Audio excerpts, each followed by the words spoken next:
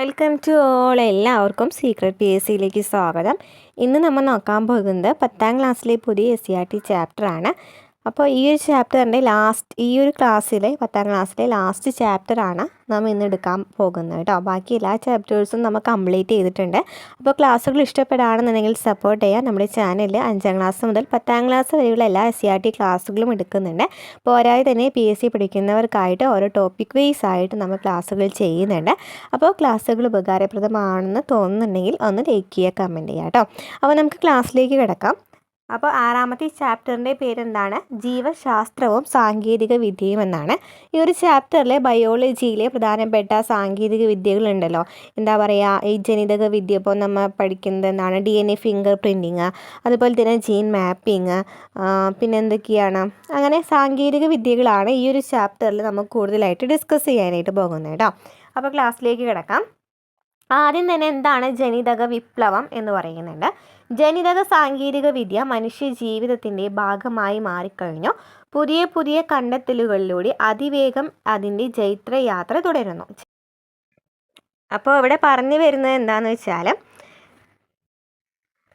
നമുക്കറിയാം മനുഷ്യർ പുതിയ കണ്ടെത്തലുകൾ നടത്തിക്കൊണ്ടിരിക്കുകയാണ്. അപ്പോൾ അതിലൂടെ നമുക്കിനി പുതിയ രസകരമായ കാഴ്ചകളൊക്കെ കാണാനായിട്ട് പറ്റുന്നുണ്ടോ. അപ്പോൾ അതിലൊന്നാണ് എന്തെന്ന് പറയുന്നത്, മൃഗങ്ങളെ നമുക്ക് മാംസം കഴിക്കണമെന്നുണ്ടെങ്കിൽ മൃഗങ്ങളെ കശാപ്പ് ചെയ്യേണ്ട അല്ലേ. എന്താണ് കാരണം പറയുന്നത്? ലേബിൽ നമുക്ക് നല്ല മാംസം ഉണ്ടാക്കാനായിട്ട് പറ്റും. എങ്ങനെയാണെന്ന് നോക്കിയൊക്കെ, മൃഗങ്ങളിൽ നിന്നും വിത്ത് കോശങ്ങൾ ശേഖരിച്ച് വിവിധ പ്രക്രിയകളിലൂടെ ലേബിൽ വെച്ച് കൃത്രിമമായി ഇറച്ചി ഉൽപ്പാദിപ്പിക്കുന്നു. USA-യിലും ഇസ്രായേലിലും സിംഗപ്പൂരിലും ഇങ്ങനെ നിർമ്മിക്കപ്പെട്ട ഇറച്ചി വിപണിയിൽ ലഭ്യമാണ്. ഓക്കെ, അപ്പോൾ പ്രധാനപ്പെട്ട ഇവിടെ എന്താണ് പറയുന്നത്? മാംസം കിട്ടുന്നതിനായിട്ടില്ലേ നമ്മൾ ചിക്കനും അതുപോലെ തന്നെ ബീഫൊക്കെ കഴിക്കുന്നുണ്ടല്ലോ അല്ലേ. അപ്പോൾ അതൊക്കെ നമുക്കറിയാം, മൃഗങ്ങളെ കശാപ്പ് ചെയ്തതിന് ശേഷമാണ് നമുക്ക് ഇതൊക്കെ ലഭിക്കുന്നത് അല്ലേ. പക്ഷേ ഇനി എന്താണ്, ലാബിൽ പുതിയതായിട്ട് നമുക്കിതുപോലെ മാംസങ്ങൾ ഉണ്ടാക്കാൻ പറ്റുമെന്ന് തെളിയിച്ചിട്ടുണ്ട്. എവിടെയൊക്കെയാണ് ഇപ്പോൾ അത് അവൈലബിൾ ആയിട്ടുള്ളത്? സിംഗപ്പൂരിലും USA-യിലും ഇസ്രായേലിലൊക്കെയാണ്. എങ്ങനെയാണ്? വിത്ത് കോശങ്ങൾ, മൃഗങ്ങളിൽ നിന്നും വിത്ത് കോശങ്ങൾ ശേഖരിച്ചിട്ട് കുറേ പ്രക്രിയകളിലൂടെയാണ് ഇത് കൃത്രിമമായിട്ട് ഇങ്ങനെ ഒരു മാംസം ഉണ്ടാക്കുന്നത്. പിന്നെന്താണ്, ജീൻ എഡിറ്റിംഗ് നടത്തി ജന്മനാ രോഗപ്രതിരോധ ശേഷിയുള്ള സസ്യങ്ങളെ ഉൽപ്പാദിപ്പിക്കുന്നതിനുള്ള ശ്രമങ്ങൾ വിജയം കണ്ടു കഴിഞ്ഞു. ഫംഗസ് രോഗത്തെ ജന്മനാ പ്രതിരോധിക്കുന്ന തക്കാളി ചെടി പോലുള്ള നിരവധി ഉദാഹരണങ്ങൾ ചൂണ്ടിക്കാണിക്കാനാകും. രാസകീടനാശിനികൾ പഴങ്കതിയാകാൻ ഇനി അധിക കാലം വേണ്ട. അതായത് എന്തെങ്കിലും ഡിഫക്റ്റ് ഉണ്ടെന്നുണ്ടെങ്കിൽ, ഇപ്പോൾ ഫംഗസിനെതിരായുള്ള മരുന്ന് അല്ലെങ്കിൽ ഫംഗസിനെതിരായിട്ടുള്ള ഒരു കൃത്രിമ രോഗപ്രതിരോധ ശേഷി ഓരോ പുതിയ സസ്യങ്ങളിലും എന്ത് ചെയ്യാണ്, കുത്തിവെക്കുകയാണ് അല്ലേ. അല്ലാന്നുണ്ടെങ്കിൽ അതിലേക്ക് അത് അഡാപ്റ്റ് ചെയ്യുകയാണ് ചെയ്യുന്നത്. അങ്ങനെയാണെന്നുണ്ടെങ്കിൽ നമുക്കിനി ഭാവി നോക്കുകയാണെന്നുണ്ടെങ്കിൽ എന്താണ്, രാസകീടനാശിനികളൊന്നും ഉപയോഗിക്കേണ്ടി വരില്ല. കാരണം ഈ ഫംഗസ് രോഗം വരുന്നില്ല. അതിനെതിരായിട്ടുള്ള രോഗപ്രതിരോധ ശേഷിയുള്ള സംഭവങ്ങൾ അവിടെ ചെയ്ത് കഴിഞ്ഞു അല്ലേ. അതായത് ഒരു ഫംഗസ് രോഗം വരുന്നതിന് മുമ്പ് എന്തൊക്കെയോ ചെയ്യണം, അതിനുള്ള എന്താണ് പറയുന്നത്, ജന്മനാ രോഗപ്രതിരോധ ശേഷിയുള്ള സസ്യങ്ങളെ ഉൽപ്പാദിപ്പിക്കുന്നതിനുള്ള ശ്രമങ്ങൾ വിജയം കണ്ടു കഴിഞ്ഞു. അതായത് ഫംഗസ് രോഗത്തെ ജന്മനാ പ്രതിരോധിക്കുന്ന തക്കാളി ചെടി, ഫംഗസ് രോഗം ഇനി വരില്ല, ആദ്യമേ തന്നെ അതിനെ പ്രതിരോധിക്കുകയാണ് ചെയ്യുന്നത് അല്ലേ.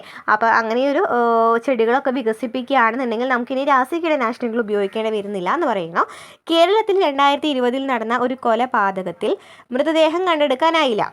2020 ഒരു കൊലപാതകം നടന്നിട്ടുണ്ടായിരുന്നു. അതിൽ മൃതദേഹം കണ്ടെടുക്കാനായില്ല. കാരണം പ്രതി എന്ന് സംശയിക്കുന്ന ആളുടെ കാറിൽ നിന്ന് ഒരു മുടി കഷ്ണം കിട്ടി. അതിലെ DNA വിശകലനം ചെയ്ത് കൊലപാതകിയെ തിരിച്ചറിഞ്ഞ് അറസ്റ്റ് ചെയ്തു. കോടതി ശിക്ഷയും വിധിച്ചു. അപ്പോൾ ഈ ഒരു മർഡർ നടന്നപ്പോൾ എന്ത് സംഭവിക്കുകയാണ്, മൃതദേഹം കണ്ടെത്തിയില്ല. പക്ഷേ ആ മുടിയിൽ നിന്നാണ് അദ്ദേഹത്തെ ആരാണ് ചെയ്തതെന്ന് കണ്ടുപിടിക്കുന്നതും അതുപോലെ തന്നെ അദ്ദേഹത്തെ കുറ്റവാളിയാക്കുന്നത് അല്ലേ. അപ്പോൾ അതും പറയുന്നുണ്ട്. അപ്പോൾ നമുക്ക് ഇതിൽ നിന്നും ജനിതക വിപ്ലവം എങ്ങനെയാണ് എന്ന് നമുക്ക് മനസ്സിലായില്ലേ. പിന്നെ നോക്കി ഇവിടെ ഫസ്റ്റ് ഇത് നോക്കി കണ്ട, ഫസ്റ്റത്തെ പിക്ചറിൽ പറയുന്നുണ്ടല്ലേ, നമ്മൾ പറഞ്ഞു മാംസം എന്ന് പറയുന്നത് ഇവർ കശാപ്പ് ചെയ്തിട്ട് വേണം നമുക്ക് കൃത്രിമമായിട്ട് മാംസം ഉണ്ടാക്കുന്നതിനായിട്ട് പറ്റുമെന്ന് പറയുന്നു. അപ്പോൾ ഞങ്ങൾ രക്ഷപ്പെട്ടു എന്ന് പറയുന്നുണ്ട് അല്ലേ. അതുപോലെ നോക്കി തക്കാളി, നമുക്കറിയാം തക്കാളി ചെടിയിലാണെന്നുണ്ടെങ്കിലും പല ചെടികളിലാണെന്നുണ്ടെങ്കിലും ഫംഗസ് രോഗങ്ങളൊക്കെ ഉണ്ടാകാറുണ്ട്. അപ്പോൾ ഈ രോഗങ്ങളെ ചെറുക്കാനായിട്ട് ആദ്യമേ തന്നെ പ്രതിരോധശേഷിയുള്ള തക്കാളി ചെടിയാണ് ആണ് നടന്നത് എന്നുണ്ടെങ്കിൽ എന്ത് ചെയ്യില്ല, അവരെ ഇപ്പോൾ ഫംഗസ് ആക്രമിക്കുകയോ അല്ലെങ്കിൽ വേറെ രോഗങ്ങൾ ആക്രമിക്കുകയോ ചെയ്യുന്നില്ല അല്ലേ. അപ്പം അതിന് വേണ്ടിയിട്ട് അതാണ് പറയുന്നത് തക്കാളി ചെടി എന്നാ പറയുന്നത് ഫംഗസ് ഇനി എന്നോട് കളിക്കാനായിട്ടില്ല, കാരണം അതിനുള്ള പ്രതിരോധ ശേഷി ഓൾറെഡി ആദ്യമേ തന്നെ കുത്തിവെച്ചിട്ടുണ്ടായിരുന്നു എന്നാ പറയുന്നു. പിന്നെ എന്താണ് രോമം വിലങ്ങായി എന്നാ പറയുന്നത്, ഒരു മുടിയിൽ നിന്നും അദ്ദേഹത്തെ ആരാണ് ചെയ്തതെന്ന് കണ്ടുപിടിക്കുകയാണ് ചെയ്യുന്നത് അല്ലേ. അപ്പം അതാണ് പറയുന്നത് രോമം വിലങ്ങായി എന്ന്. അപ്പോൾ മാനവരാശിയുടെ വളർച്ചയ്ക്കൊപ്പം ശാസ്ത്ര സാങ്കേതിക വിദ്യയും വികസിച്ചു. നോക്കിയോക്കിയേ, ഇവിടെ നമുക്ക് പിക്ചറിൽ കാണുകയാണെന്നുണ്ടെങ്കിൽ നോക്കിയോക്കിയേ എങ്ങനെയായിരുന്നു മനുഷ്യർ നടന്നിരുന്നത്, അതിൽ നിന്നും സാങ്കേതിക വിദ്യയുടെ വികസനം AI വരെ എങ്ങനെയാണെന്ന് കാണിക്കുന്നുണ്ട് അല്ലേ. ജൈവ സാങ്കേതിക വിദ്യയും മറ്റ് സാങ്കേതിക വിദ്യകളും നിർമ്മിത ബുദ്ധിയും കൂടി ചേർന്നിട്ട് എന്താണ് അവിടെ സംഭവിച്ചതെന്ന് കാണിക്കുന്നുണ്ട്. അപ്പോൾ സാങ്കേതിക വിദ്യയുടെ വികാസം നമ്മൾ കണ്ടു കഴിഞ്ഞു. നമുക്ക് നോക്കാം. പ്രകൃതിയോടിണങ്ങി ജീവിച്ചിരുന്ന പുരാതന മനുഷ്യരിൽ നിന്നും ജൈവ സാങ്കേതിക വിദ്യയുടെയും ജനിതക ശാസ്ത്രത്തിൻ്റെയും നിർമ്മിത ബുദ്ധിയുടെയും അതായത് AI ആധുനിക യുഗത്തിലേക്ക് മനുഷ്യരാശി എത്തി നിൽക്കുന്നു. അതായത് പ്രകൃതിയോടിണങ്ങി ജീവിച്ചിരുന്ന ഒരു മനുഷ്യനിൽ നിന്നും AIയിലേക്ക് ഇന്നത്തെ ഈ മനുഷ്യർ എത്തി നിൽക്കുകയാണ് ചെയ്യുന്നത് അല്ലേ. തീയുടെ ഉപയോഗം, കൃഷിയുടെ ആരംഭം, സാമൂഹിക ജീവിതം, മൃഗങ്ങളെ മെരുക്കൽ തുടങ്ങിയവയിൽ നിന്നും കോശവിജ്ഞാനീയം, ജീനുകൾ, DNA വിശകലനം, സിന്തറ്റിക് ബയോളജി തുടങ്ങിയ വലിയ കണ്ടുപിടുത്തങ്ങളിലൂടെ മനുഷ്യർ അറിവിൻ്റെ പുതിയ ഉയരങ്ങൾ കീഴടക്കിക്കൊണ്ടിരിക്കുകയാണ്. ചിത്രീകരണത്തിൽ കാണുന്നത് പോലെ ആദിമ മനുഷ്യരിൽ നിന്ന് ആധുനിക മനുഷ്യനിലേക്കും അവിടെ നിന്ന് ജൈവ സാങ്കേതിക വിദ്യയുടെയും ഇതര സാങ്കേതിക വിദ്യകളുടെയും നിർമ്മിത ബുദ്ധിയുടെയും ഉന്നതിയിലേക്കും മനുഷ്യൻ ചുവടുവെക്കുന്നു. അതിലൂടെ പരിസ്ഥിതി സംരക്ഷണം, ഭക്ഷ്യസുരക്ഷ, കൃഷി, ആരോഗ്യം, വ്യവസായം തുടങ്ങിയ മേഖലകളെല്ലാം വൻമാറ്റത്തിന് വിധേയമായിക്കൊണ്ടിരിക്കുന്നു. അപ്പം എന്താ പറഞ്ഞതെന്ന് വെച്ചാൽ നമുക്കറിയാം ഇവിടെ പ്രകൃതിയോടിണങ്ങി ജീവിച്ചിരുന്ന മനുഷ്യർ കൃഷിയെയും അതുപോലെ തന്നെ ഇവിടെ കൃഷിയാണ് കൂടുതലായിട്ട് നടന്നിട്ടുണ്ടായിരുന്നില്ലേ. അതുപോലെ തന്നെ മൃഗങ്ങളെ മെരുക്കൽ, സാമൂഹിക ജീവിതത്തിൽ നിന്നൊക്കെ എങ്ങനെയാണ് AI മാറിയത്, അല്ലെങ്കിൽ ആധുനിക മനുഷ്യരിലേക്ക് എങ്ങനെയാണ് മാറിയത്, എങ്ങനെയാണ് പുതിയ ജൈവ സാങ്കേതിക വിദ്യകളുടെ സഹായത്തോടു കൂടിയും അതുപോലെ തന്നെ നിർമ്മിത ബുദ്ധികളിലെ മറ്റ് സാങ്കേതിക വിദ്യകളുടെ സഹായത്തോടു കൂടി ആധുനിക മനുഷ്യരിലേക്ക് മാറിയിട്ടുള്ള ഒരു ഭാഗമാണ് നമ്മുടെ കാണുന്നത് അല്ലേ. ഇനി എന്താണ് ജൈവ സാങ്കേതിക വിദ്യ അല്ലെങ്കിൽ ജനിതക എഞ്ചിനീയറിംഗ് എന്ന് വെച്ചാൽ മനുഷ്യർക്ക് ഉപകാരപ്രദമായ ഉൽപ്പന്നങ്ങളും സേവനങ്ങളും ലഭ്യമാക്കാൻ ജീവികളെയോ അവയുടെ ശരീരഭാഗങ്ങളെയോ ഉപയോഗിക്കുന്ന സാങ്കേതിക വിദ്യയാണ് ജൈവ സാങ്കേതിക വിദ്യ എന്ന് പറയുന്നത്. അപ്പോൾ എന്താണ് ജൈവ സാങ്കേതിക വിദ്യ എന്ന് വെച്ചാൽ മനുഷ്യർക്ക് ഉപകാരപ്രദമായിട്ടുള്ള ഉൽപ്പന്നങ്ങളും സേവനങ്ങളും ലഭ്യമാക്കുന്നതിനായിട്ട് എന്ത് ചെയ്യാണ് ഏതെങ്കിലും ഒരു ജീവിയുടെയോ അല്ലെങ്കിൽ അവരുടെ ശരീരഭാഗങ്ങളെയോ ഉപയോഗിച്ചിട്ട് നിർമ്മിക്കുന്ന അല്ലെങ്കിൽ ഉപയോഗിക്കുന്ന സാങ്കേതിക വിദ്യയാണെന്ന് പറയുന്നത് ജൈവ സാങ്കേതിക വിദ്യ എന്ന് പറയുന്നത്. DNA ഘടന കണ്ടെത്തിയതോടെ ജൈവ സാങ്കേതിക വിദ്യയുടെ വളർച്ചയ്ക്ക് വേഗം കൂടി. അപ്പോൾ DNA ഘടന കണ്ടെത്തിയതോടു കൂടിയാണ് ഈ സാങ്കേതിക വിദ്യ കൂടുന്നത്, ഈ സാങ്കേതിക വിദ്യയുടെ വളർച്ച കൂടുന്നത്. ഇനി എന്താണ് ജനിതക എഞ്ചിനീയറിംഗ് എന്ന് വെച്ചാൽ ജീനുകളെ കൂട്ടിച്ചേർത്തോ നീക്കം ചെയ്തോ ജീവികളിൽ അഭിലഷണീയമായ സ്വഭാവങ്ങൾ രൂപപ്പെടുത്തുന്ന സാങ്കേതിക വിദ്യയാണ് ജനിതക എഞ്ചിനീയറിംഗ് എന്ന് പറയുന്നത്. അപ്പോൾ എന്താണ് ജനിതക എഞ്ചിനീയറിംഗ് എന്ന് വെച്ചാൽ ജീനുകളെ കൂട്ടിച്ചേർത്തോ നീക്കം ചെയ്തോ ജീവികളിൽ അഭിലഷണീയമായ സ്വഭാവങ്ങൾ രൂപപ്പെടുത്തുന്ന സാങ്കേതിക വിദ്യയാണ് ജനിതക എഞ്ചിനീയറിംഗ് എന്ന് പറയുന്നത്. അപ്പോൾ എന്താണ് ജൈവ സാങ്കേതിക വിദ്യ എന്ന് വെച്ചാൽ മനുഷ്യർക്ക് ഉപയോഗപ്രദമാകുന്ന സേവനങ്ങളൊക്കെ എന്താണ് ചെയ്യുന്നത്, ജീവികൾ വഴിയിലെ ജീവികൾ അല്ലെങ്കിൽ അവയുടെ ശരീര ഉപയോഗങ്ങൾ വെച്ചിട്ടോ നിർമ്മിക്കുന്ന സാങ്കേതിക വിദ്യയാണ് എന്ന് പറയുന്നത് ജൈവ സാങ്കേതിക, അല്ലെങ്കിൽ ഉപയോഗിക്കുന്ന സാങ്കേതിക വിദ്യയാണ് എന്ന് പറയുന്നത് ജൈവ സാങ്കേതിക വിദ്യ എന്ന് പറയുന്നത്. ജനിതക എഞ്ചിനീയറിംഗിൽ എന്താ ചെയ്യുന്നത്, ജീനുകളെ കൂട്ടിച്ചേർത്തോ നീക്കം ചെയ്തോ, ജീനാണ് അവിടെ വരുന്നത് അല്ലേ, ജീനുകളെ കൂട്ടിച്ചേർത്തോ നീക്കം ചെയ്തോ ജീവികളിൽ അഭിലഷണീയമായിട്ടുള്ള സ്വഭാവങ്ങൾ രൂപപ്പെടുത്തുന്ന പ്രക്രിയയാണ് ജനിതക എഞ്ചിനീയറിംഗ് എന്ന് പറയുന്നത്. അപ്പോൾ ഇതിൽ ജനിതക എഞ്ചിനീയറിംഗിൽ കുറേ സാങ്കേതിക വിദ്യകളുണ്ട്. ഏതൊക്കെയാണ് ആ സാങ്കേതിക വിദ്യകളെന്ന് നമുക്ക് നോക്കാം. റീകോമ്പിനൻ്റ് DNA ടെക്നോളജി, അതിലൊന്നാണ് റീകോമ്പിനൻ്റ് DNA ടെക്നോളജി എന്ന് പറയുന്നത്. നോക്കാം. രണ്ടോ അതിലധികമോ വ്യത്യസ്ത ജീവികളിൽ നിന്നുള്ള DNA ഭാഗങ്ങൾ ഒന്നിച്ചു ചേർത്ത് റീകോമ്പിനൻ്റ് DNA രൂപപ്പെടുത്തുന്ന ജൈവ സാങ്കേതിക വിദ്യയാണ് റീകോമ്പിനൻ്റ് DNA ടെക്നോളജി എന്ന് പറയുന്നത്. അപ്പോൾ എന്താണ് റീകോംബിനൻ്റ് എന്ന് വെച്ചാൽ? റീകോംബിനൻ്റ് എന്ന് വെച്ചാൽ എന്താണ്? രണ്ടായിരിക്കാം അല്ലെങ്കിൽ അതിൽ കൂടുതൽ ജീനുകളെ. നമ്മൾ പറഞ്ഞു ജനിതക എഞ്ചിനീയറിംഗ് എന്ന് വെച്ചാൽ ജീനുകളെ കൂട്ടിച്ചേർക്കുകയോ നീക്കം ചെയ്യുകയോ ചെയ്യുന്ന ആ ഒരു സാങ്കേതിക വിദ്യയാണ് ജനിതക എഞ്ചിനീയറിംഗ് എന്ന് പറയുന്നത് പറഞ്ഞു. അപ്പോൾ ജനിതക എഞ്ചിനീയറിംഗിൽ ഒന്നാമത്തെ ഒരു സാങ്കേതിക വിദ്യയാണ് എന്ന് പറയുന്നത് റീകോംബിനൻ്റ് DNA ടെക്നോളജി എന്ന് പറയുന്നത്. റീകോംബിനൻ്റ് എന്ന് വെച്ചാൽ രണ്ടോ അതിലധികമോ ജീനുകൾ വ്യത്യസ്ത ജീവികളിൽ നിന്നുള്ള DNA ഭാഗങ്ങൾ എന്താണ് DNA ടെക്നോളജി എന്നാണ് പറഞ്ഞിരിക്കുന്നത്. അപ്പോൾ റീകോംബിനൻ്റ് എന്ന് പറയുമ്പോൾ നമുക്കറിയാം എന്താ കോമ്പിനേഷൻ ആണ് അല്ലേ? എന്തിനൊക്കെ കോമ്പിനേഷൻ ആയിരിക്കും? അപ്പോൾ എന്തിൻ്റെയൊക്കെ ആയിരിക്കും? ജീനുകളെ ആയിരിക്കും. അപ്പോൾ ഏതൊക്കെ ജീനുകളുടെ ആയിരിക്കും? ജീനുകളിൽ നിന്നും രണ്ടോ അതിലധികമോ വ്യത്യസ്ത ജീവികളിൽ നിന്നുള്ള DNA ഭാഗങ്ങളാണ് കേട്ടോ അവിടെ വരുന്നത്. കോമ്പിനേഷൻ എന്താ വരുന്നത്? DNA ഭാഗങ്ങളാണ് വരുന്നത്. അപ്പോൾ DNA ഭാഗങ്ങൾ ഒന്നിച്ച് ചേർത്ത് റീകോംബിനൻ്റ് DNA രൂപപ്പെടുത്തുന്ന സാങ്കേതിക വിദ്യയാണ് റീകോംബിനൻ്റ് DNA ടെക്നോളജി എന്ന് പറയുന്നത്. ഇതിൽ നിർദ്ദിഷ്ട ജീനിനെ മുറിച്ചെടുക്കുന്ന റെസ്ട്രിക്ഷൻ എൻഡോന്യൂക്ലിയസ് എൻസൈം അല്ലെങ്കിൽ ജനിതക കത്രിക ചോദിക്കുന്ന ക്വസ്റ്റ്യനാണ്. അതായത് ജീനിനെ മുറിച്ചെടുക്കുന്നതിന് എന്താ പറയുന്നതെന്ന് ചോദിക്കാറുണ്ട്. എന്താണ്? ജനിതക കത്രിക. ജീനിനെ മുറിച്ചെടുക്കുന്ന എന്താണ്? ജനിതക കത്രികയാണ്. അപ്പോൾ ഈ കത്രികയെ പറയുന്ന പേരെന്താണ്?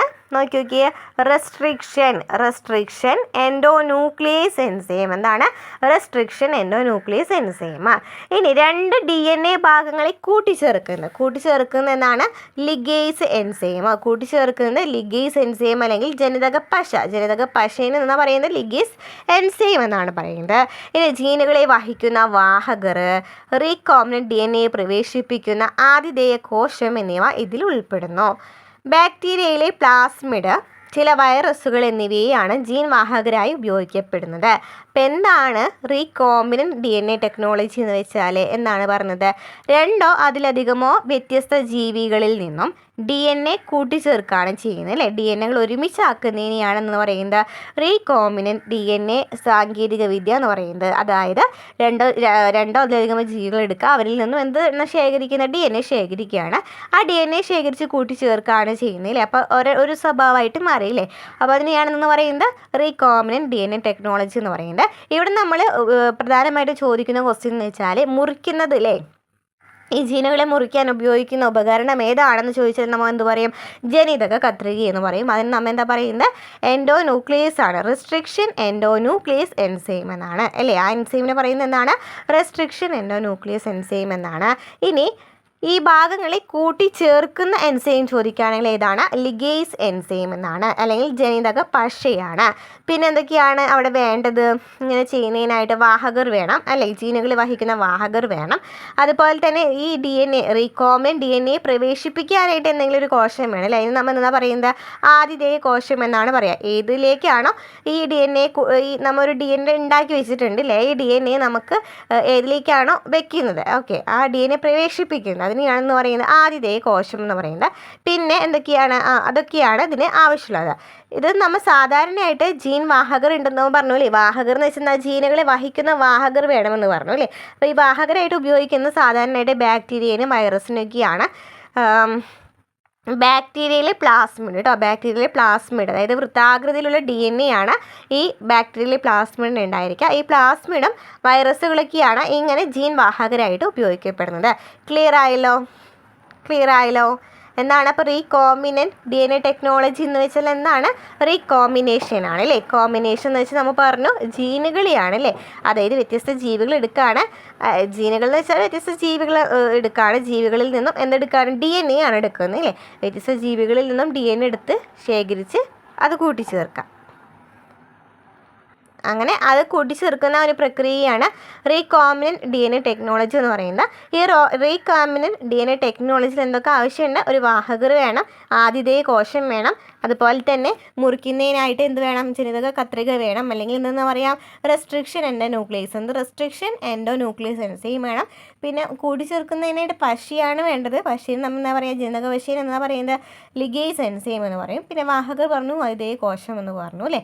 പിന്നെ നമ്മൾ പറഞ്ഞത് സാധാരണയായിട്ട് ഈ വാഹകർ ബാക്ടീരിയയും വൈറസാണ് ആവാറ്. ബാക്ടീരിയയിൽ പ്ലാസ്മിഡ് ആണ് ആവാറ് എന്നും പഠിച്ചു വെക്കുക. ഓക്കെ, അപ്പോൾ ആ പ്രോസസ്സ് എങ്ങനെയാണെന്ന് പറയുന്നുണ്ട്. ഇപ്പോൾ ഇവിടെ നമ്മൾ പറഞ്ഞു രണ്ടോ അതിലധികമോ ജീവികളിൽ നിന്നാണ് DNA ശേഖരിക്കുന്നതെന്ന് പറഞ്ഞു. അപ്പോൾ ഇവിടെ നോക്കിയൊക്കെ എന്താ ചെയ്തിരിക്കുന്നത്. പിന്നെ ഒരു വാഹകരായിട്ട് കൂടുതലായിട്ട് ഉണ്ടാകുന്ന ആരാണ്? ബാക്ടീരിയൽ പ്ലാസ്മിഡ് ആവാം, അല്ലെങ്കിൽ വൈറസ് ആവാം എന്ന് പറഞ്ഞു.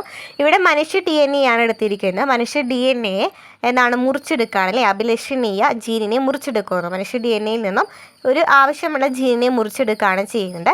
അപ്പോൾ നമ്മൾ പറഞ്ഞു മുറിച്ചെടുക്കുന്നതിന് എന്ത് വേണം? റെസ്ട്രിക്ഷൻ എൻഡോ ന്യൂക്ലിയസ് വേണം എന്ന് പറഞ്ഞിട്ടുണ്ടായിരുന്നു. പിന്നെ എന്താണ്? ബാക്ടീരിയയിലെ പ്ലാസ്മിഡിൽ നിന്ന് പ്ലാസ്മിഡിനെയും മുറിക്കുന്നുണ്ട്. അവിടെ മനുഷ്യൻ്റെ DNAയിൽ നിന്ന് ഏതെങ്കിലും ഒരു ജീനെ മുറിച്ചെടുക്കുന്നുണ്ട്. ബാക്ടീരിയൽ പ്ലാസ്മിഡിൽ നിന്നും അതുപോലെ തന്നെ ഒരു പ്ലാസ്മിഡിനെ മുറിക്കുന്നുണ്ട്, നിശ്ചിത ഭാഗം നീക്കം ചെയ്യുന്നുണ്ട്. എന്നിട്ട് എന്ത് ചെയ്യുകയാണ്? ഇത് രണ്ടും കൂടിയിട്ട്, അതായത് മനുഷ്യനിൽ നിന്നുള്ള ജീനും ബാക്ടീരിയയിൽ നിന്ന് നീക്കം ചെയ്തിട്ടുള്ള ഒരു ഭാഗം ഉണ്ടല്ലോ, ആ ഒരു രണ്ട് ഭാഗം കൂടി ഒരുമിച്ച് കൂട്ടി യോജിപ്പിക്കുകയാണ് ചെയ്യുന്നത്. അങ്ങനെ കൂട്ടി യോജിപ്പിക്കാനായിട്ട് നമ്മൾ എന്താ ഉപയോഗിക്കുന്നത്? ലിഗേസ് എൻസൈമാണ് ഉപയോഗിക്കുന്നതെന്ന് പറഞ്ഞു. അങ്ങനെ മുറിച്ചെടുത്ത മനുഷ്യ ജീനെ പ്ലാസ്മിഡിൽ കൂട്ടിച്ചേർക്കുന്നു. എന്നതിന് ശേഷം എന്ത് ചെയ്യുന്നു പറഞ്ഞു? ഒരു ആതിഥേയ കോശം വേണമെന്ന് പറഞ്ഞു അല്ലേ. ഇങ്ങനെ രണ്ടെണ്ണത്തിൽ നിന്നും രണ്ട് ജീനും അല്ലെങ്കിൽ രണ്ട് DNA എടുത്തതിന് ശേഷം അതിനെ വെക്കുന്നതിനായിട്ട്, അത് പ്രവേശിപ്പിക്കുന്നതിനായിട്ട് എന്ത് വേണം? ഒരു ആതിഥേയ കോശം വേണം. അപ്പോൾ ഈ ഒരു കോശമാണ് ഇവിടെ കാണിക്കുന്നത്. മനുഷ്യ ജീൻ ഉൾപ്പെടുന്ന പ്ലാസ്മിഡിനെ, മനുഷ്യ ജീൻ ഉൾച്ചേർത്തിട്ടുള്ള പ്ലാസ്മിഡിനെ, അതായത് പ്ലാസ്മിഡും മനുഷ്യ ജീനും കൂടി ഒരുമിച്ച് ആക്കിയിട്ടുള്ള ആ ഒരു പ്രൊഡക്റ്റ് ഉണ്ടല്ലോ, അല്ലെങ്കിൽ നമുക്കെന്താ പറയാം, ആ ഒരു പ്ലാസ്മിഡ് ഉണ്ടല്ലോ, മനുഷ്യ ജീൻ ഉൾച്ചേർത്തിട്ടുള്ള പ്ലാസ്മിഡ് ഉണ്ടല്ലോ, ഇത് ആതിഥേയ കോശത്തിലേക്ക് പ്രവേശിപ്പിക്കുകയാണ് ചെയ്യേണ്ടത്. നോക്കി ആതിഥേയ കോശത്തിലേക്ക് പ്രവേശിപ്പിച്ചു അല്ലേ. ഉൾച്ചേർത്ത ജീനുകൾ കോശത്തിൽ പ്രവർത്തന സജ്ജമാകുന്നതോടെ ആവശ്യമായ ഉൽപ്പന്നങ്ങൾ രൂപപ്പെടുന്നു. അങ്ങനെ ഈ ഉൾച്ചേർത്തിട്ടുള്ള ജീനുകൾ, അതായത് നമ്മൾ ആതിഥേയ കോശത്തിലേക്ക് പ്രവേശിപ്പിച്ചതിന് ശേഷം എന്ന് സംഭവിക്കും, അത് അവിടെ പ്രവർത്തന സജ്ജമാക്കുകയാണ് ചെയ്യുന്നത്. എന്നിട്ട് എന്താണോ ആവശ്യങ്ങൾ വേണ്ടത് അതിനെ രൂപപ്പെടുത്തുകയാണ് ചെയ്യുന്നത്. അപ്പോൾ അതാണ് ഇവിടെ വരുന്നത്. അപ്പോൾ റീകോമിനൻ്റ് DNA ടെക്നോളജി എന്താണെന്ന് പറഞ്ഞു. എൻസൈമുകളും അവയുടെ ധർമ്മവും നമുക്ക് പറഞ്ഞില്ലേ. റെസ്ട്രിക്ഷൻ എൻഡോ ന്യൂക്ലിയസ് എന്ന് വെച്ചാൽ എന്താണ്? മുറിക്കുന്നതിനായിട്ടും.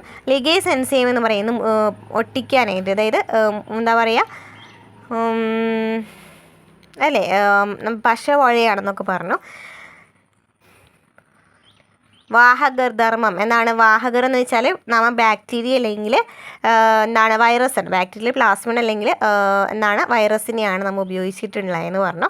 അതായത് വാഹകർ ഇവർ രണ്ടുമാണ് സാധാരണയായിട്ട് കൂടിച്ചേരാം അല്ലേ. നമ്മൾ ഏതെങ്കിലും ഇപ്പോൾ മനുഷ്യനിൽ നിന്നെടുത്തൊരു ജീനും, അല്ലെങ്കിൽ ഇപ്പോൾ നമുക്ക് കാണിച്ച ഒരു എക്സാമ്പിൾ പറയുകയാണെന്നുണ്ടെങ്കിൽ മനുഷ്യരിൽ നിന്നുള്ള ജീനും എടുത്തതുപോലെ തന്നെ എന്താണ് ബാക്ടീരിയയിൽ നിന്നുള്ള പ്ലാസ്മിഡാണ് അവിടെ എടുത്തിട്ടുണ്ടായിരുന്നത്. പിന്നെ എന്താണ്? റീകോമിനൻ്റ് DNA ടെക്നോളജിയുടെ വിവിധ ഘട്ടങ്ങളും നമ്മൾ ഇതിനു മുമ്പ് പറഞ്ഞു കഴിഞ്ഞു അല്ലേ. മനുഷ്യ DNAയിൽ നിന്നും അല്ലെങ്കിൽ ബാക്ടീരിയൽ പ്ലാസ്മിഡും കൂടി എങ്ങനെയാണ് അവിടെ വർക്ക് നടന്നതെന്നുള്ളത് പറഞ്ഞു കഴിഞ്ഞു. അപ്പോൾ ഒരു സാങ്കേതിക വിദ്യ ക്ലിയർ ആയല്ലോ. റീകോമിനൻ്റ് DNA ടെക്നോളജി എന്ന് വെച്ചാൽ എന്താണ്? ക്ലിയർ ആയല്ലോ അല്ലേ. രണ്ടാമത്തെ സാങ്കേതിക വിദ്യയാണ് എന്തെന്ന് പറയുന്നത്? ക്രിസ്പർ സാങ്കേതിക വിദ്യ എന്ന് പറയുന്നത്. ക്രിസ്പർ സാങ്കേതിക വിദ്യ. ഈ ക്രിസ്പർ സാങ്കേതിക വിദ്യ എന്ന് വെച്ചാൽ നമുക്കറിയാം, നമ്മൾ വീഡിയോസൊക്കെ എഡിറ്റ് ചെയ്യാനായിട്ട് കുറേ ടൂൾസുകൾ ഉപയോഗിക്കുന്നുണ്ട് അല്ലേ. അതുപോലെ തന്നെ ജീൻ എഡിറ്റിംഗ് ചെയ്യുന്നതിനായിട്ടാണ് ഉപയോഗിക്കുന്നത്?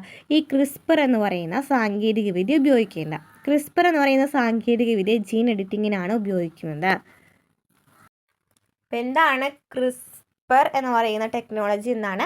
അതിസൂക്ഷ്മതയോടെ DNA എഡിറ്റ് ചെയ്യാൻ ഉപയോഗിക്കുന്ന ഒരു ആധുനിക സാങ്കേതിക വിദ്യയാണ് ക്രിസ്പർ എന്ന് പറയുന്നത്. അതിസൂക്ഷ്മതയോടെ ഒരു DNA എഡിറ്റ് ചെയ്യാൻ ഉപയോഗിക്കുന്ന ആധുനിക സാങ്കേതിക വിദ്യയാണെന്ന് പറയുന്നത് ക്രിസ്പർ എന്ന് പറയുന്നത് അല്ലേ. ജീൻ എഡിറ്റിങ്ങിനാണ് ഉപയോഗിക്കുന്നതെന്ന് പറഞ്ഞു. അപ്പോൾ ജീൻ എഡിറ്റിംഗ് എന്ന് വെച്ചാൽ DNA എഡിറ്റ് ചെയ്യാനായിട്ട് ഉപയോഗിക്കുന്ന സാങ്കേതിക വിദ്യയാണ് ക്രിസ്പർ എന്ന് പറയുന്നത്.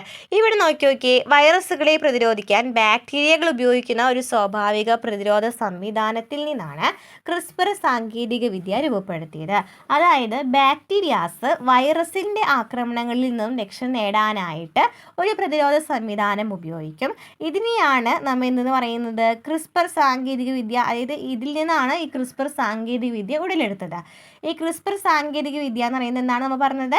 വൈറസിൽ നിന്നും രക്ഷ നേടാനായിട്ട് ബാക്ടീരിയകൾക്ക് ഒരു പ്രതിരോധ സംവിധാനം ഉണ്ടായിരിക്കും.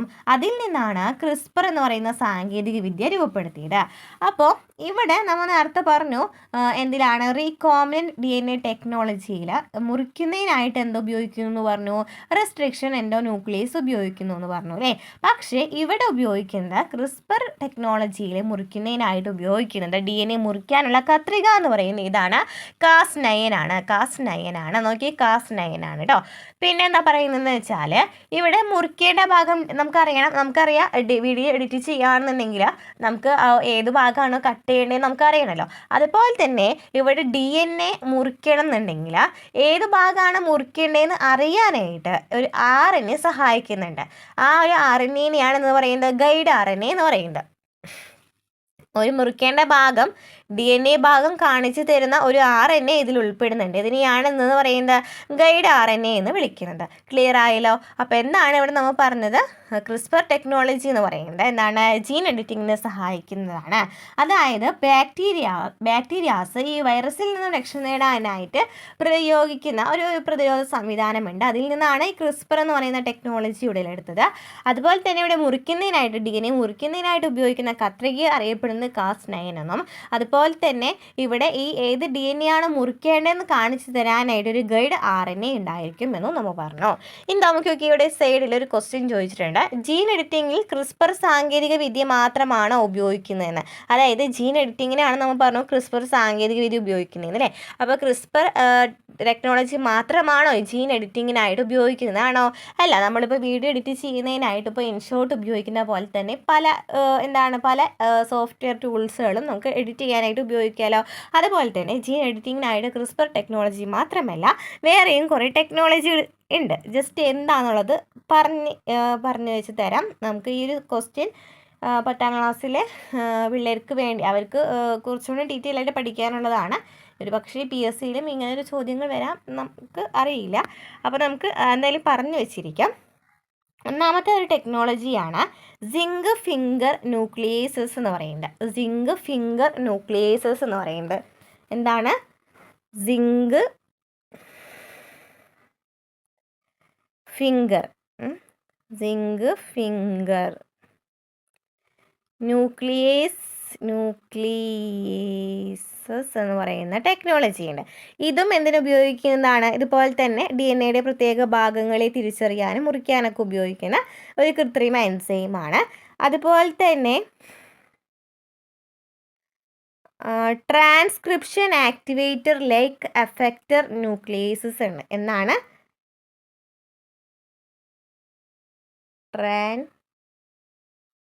ട്രാൻസ്ക്രിപ്ഷൻ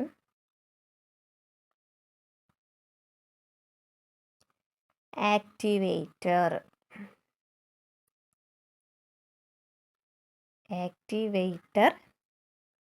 ലൈക്ക്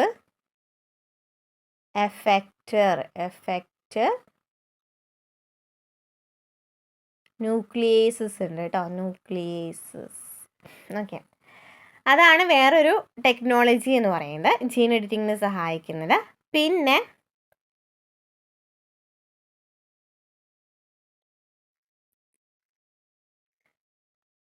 നെക്സ്റ്റ് വരുന്നത് എന്താണെന്ന് വെച്ചാൽ മെഗാ ന്യൂക്ലിയേസസ് കേട്ടോ. മൂന്നാമത്തെയാണ് മെഗാ ന്യൂക്ലിയേസസ് എന്ന് പറയുന്നത്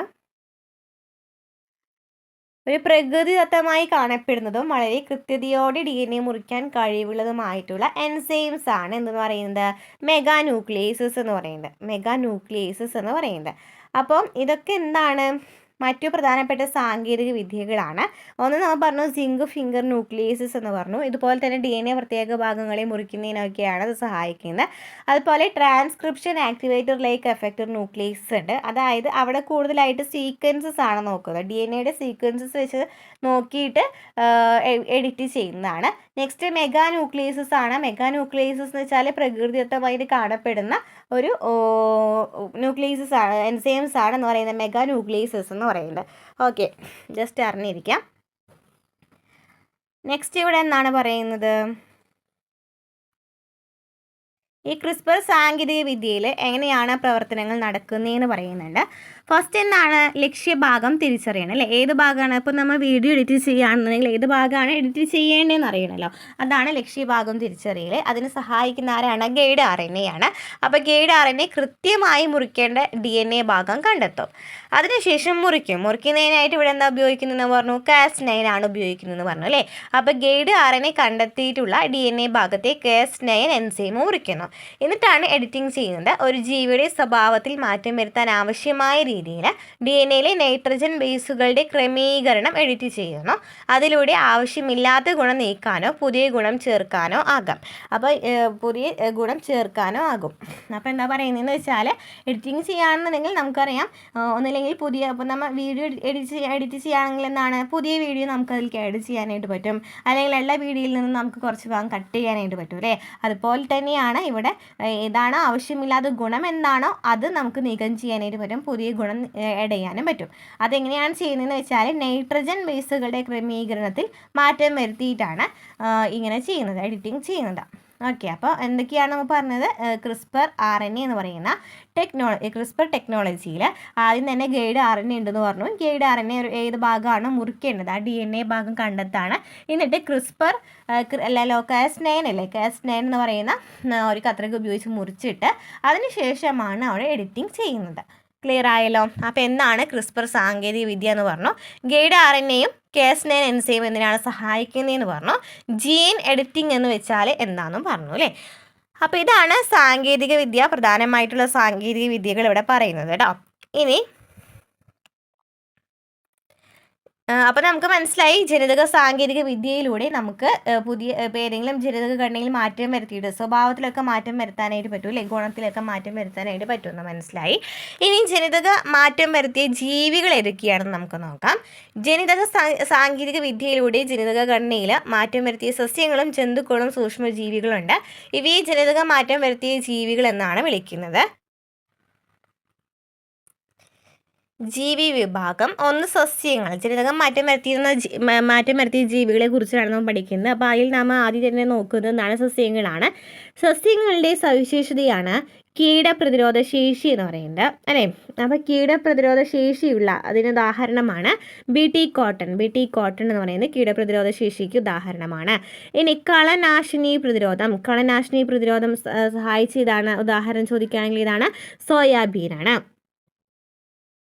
ഇനി പോഷക സമൃദ്ധം എന്താണ്, ഗോൾഡൻ റൈസിൽ അല്ലേ, പോഷക സമൃദ്ധമാണ് ഗോൾഡൻ റൈസ്. അതുപോലെ വൈറസ് പ്രതിരോധമാണ്, RSV പ്രതിരോധ പപ്പായയിൽ ഉപയോഗിച്ചിരിക്കുന്നതാണ്, വൈറസ് പ്രതിരോധമാണ്. അപ്പോൾ സസ്യങ്ങൾ നോക്കുകയാണെങ്കിൽ BT കോട്ടണിൽ നിന്നാണ് കീടപ്രതിരോധ ശേഷിയെയാണ് അവിടെ ഉപയോഗപ്പെടുത്തിയത്. സോയാബീനിലാണെന്നുണ്ടെങ്കിൽ എന്താണ്, കളനാശിനി പ്രതിരോധത്തിന് സഹായിക്കുന്നതായിട്ട് കണ്ടെത്തിയിട്ടുണ്ട്, അല്ലെങ്കിൽ അങ്ങനെ ജനിതക സാങ്കേതിക വിദ്യ ഉപയോഗിച്ചിട്ട് ജനിതക മാറ്റം വരുത്തിയിട്ടുണ്ട്. ഇനി ഗോൾഡൻ റൈസ് എന്ന് പറയുന്നത് പോഷക സമൃദ്ധമാണ്. RSV പ്രതിരോധ പപ്പായ ആണെങ്കിൽ എന്താണ്, വൈറസ് പ്രതിരോധമാണ്. ഇനി എന്താണ്, ജന്തുക്കളിൽ നോക്കുകയാണെന്നുണ്ടെങ്കിൽ സാൽമൺ മത്സ്യം നോക്കുകയാണെന്നുണ്ടെങ്കിൽ എന്താണ്, വേഗത്തിൽ വളർച്ച, രോഗപ്രതിരോധ ശേഷം ഉയർന്ന ഉൽപാദനക്ഷമത. ഇനി ഗ്ലോ ഫിഷ് ആണെങ്കിൽ എന്താണ്, ഫ്ലൂറസെൻസ് എന്ന് പറയുന്നതാണ് ഗ്ലോ ഫിഷിൻ്റെ സവിശേഷത എന്ന് പറയുന്നത്. ഇനി സൂക്ഷ്മ ജീവികളെ നോക്കുകയാണെന്നുണ്ടെങ്കിൽ സ്യൂഡോമോണസ് പുട്ടിഡ എന്ന് പറയുന്നതാണ് മാലിന്യങ്ങളെ വിഘടിപ്പിക്കുവാനുള്ള ശേഷി എന്തിനുണ്ട്, സ്യൂഡോമോണസ് പുട്ടിഡയ്ക്കുണ്ട്. ഇനി ഈക്കോളി ആണെന്നുണ്ടെങ്കിൽ എന്താണ്, ഇൻസുലിൻ ഉൽപാദക ശേഷിയാണ്. ബേക്കേഴ്സ് ഈസ്റ്റ് എന്ന് പറയുന്നതാണ് ഫെർമെൻറ്റൈസേഷൻ ശേഷിക്ക് ഉപയോഗിക്കുന്നുണ്ട് അല്ലേ. അതുപോലെ റൈസോബിയം എന്ന് പറയുന്നതിനാണ് മികച്ച നൈട്രജൻ സ്ഥിരീകരണ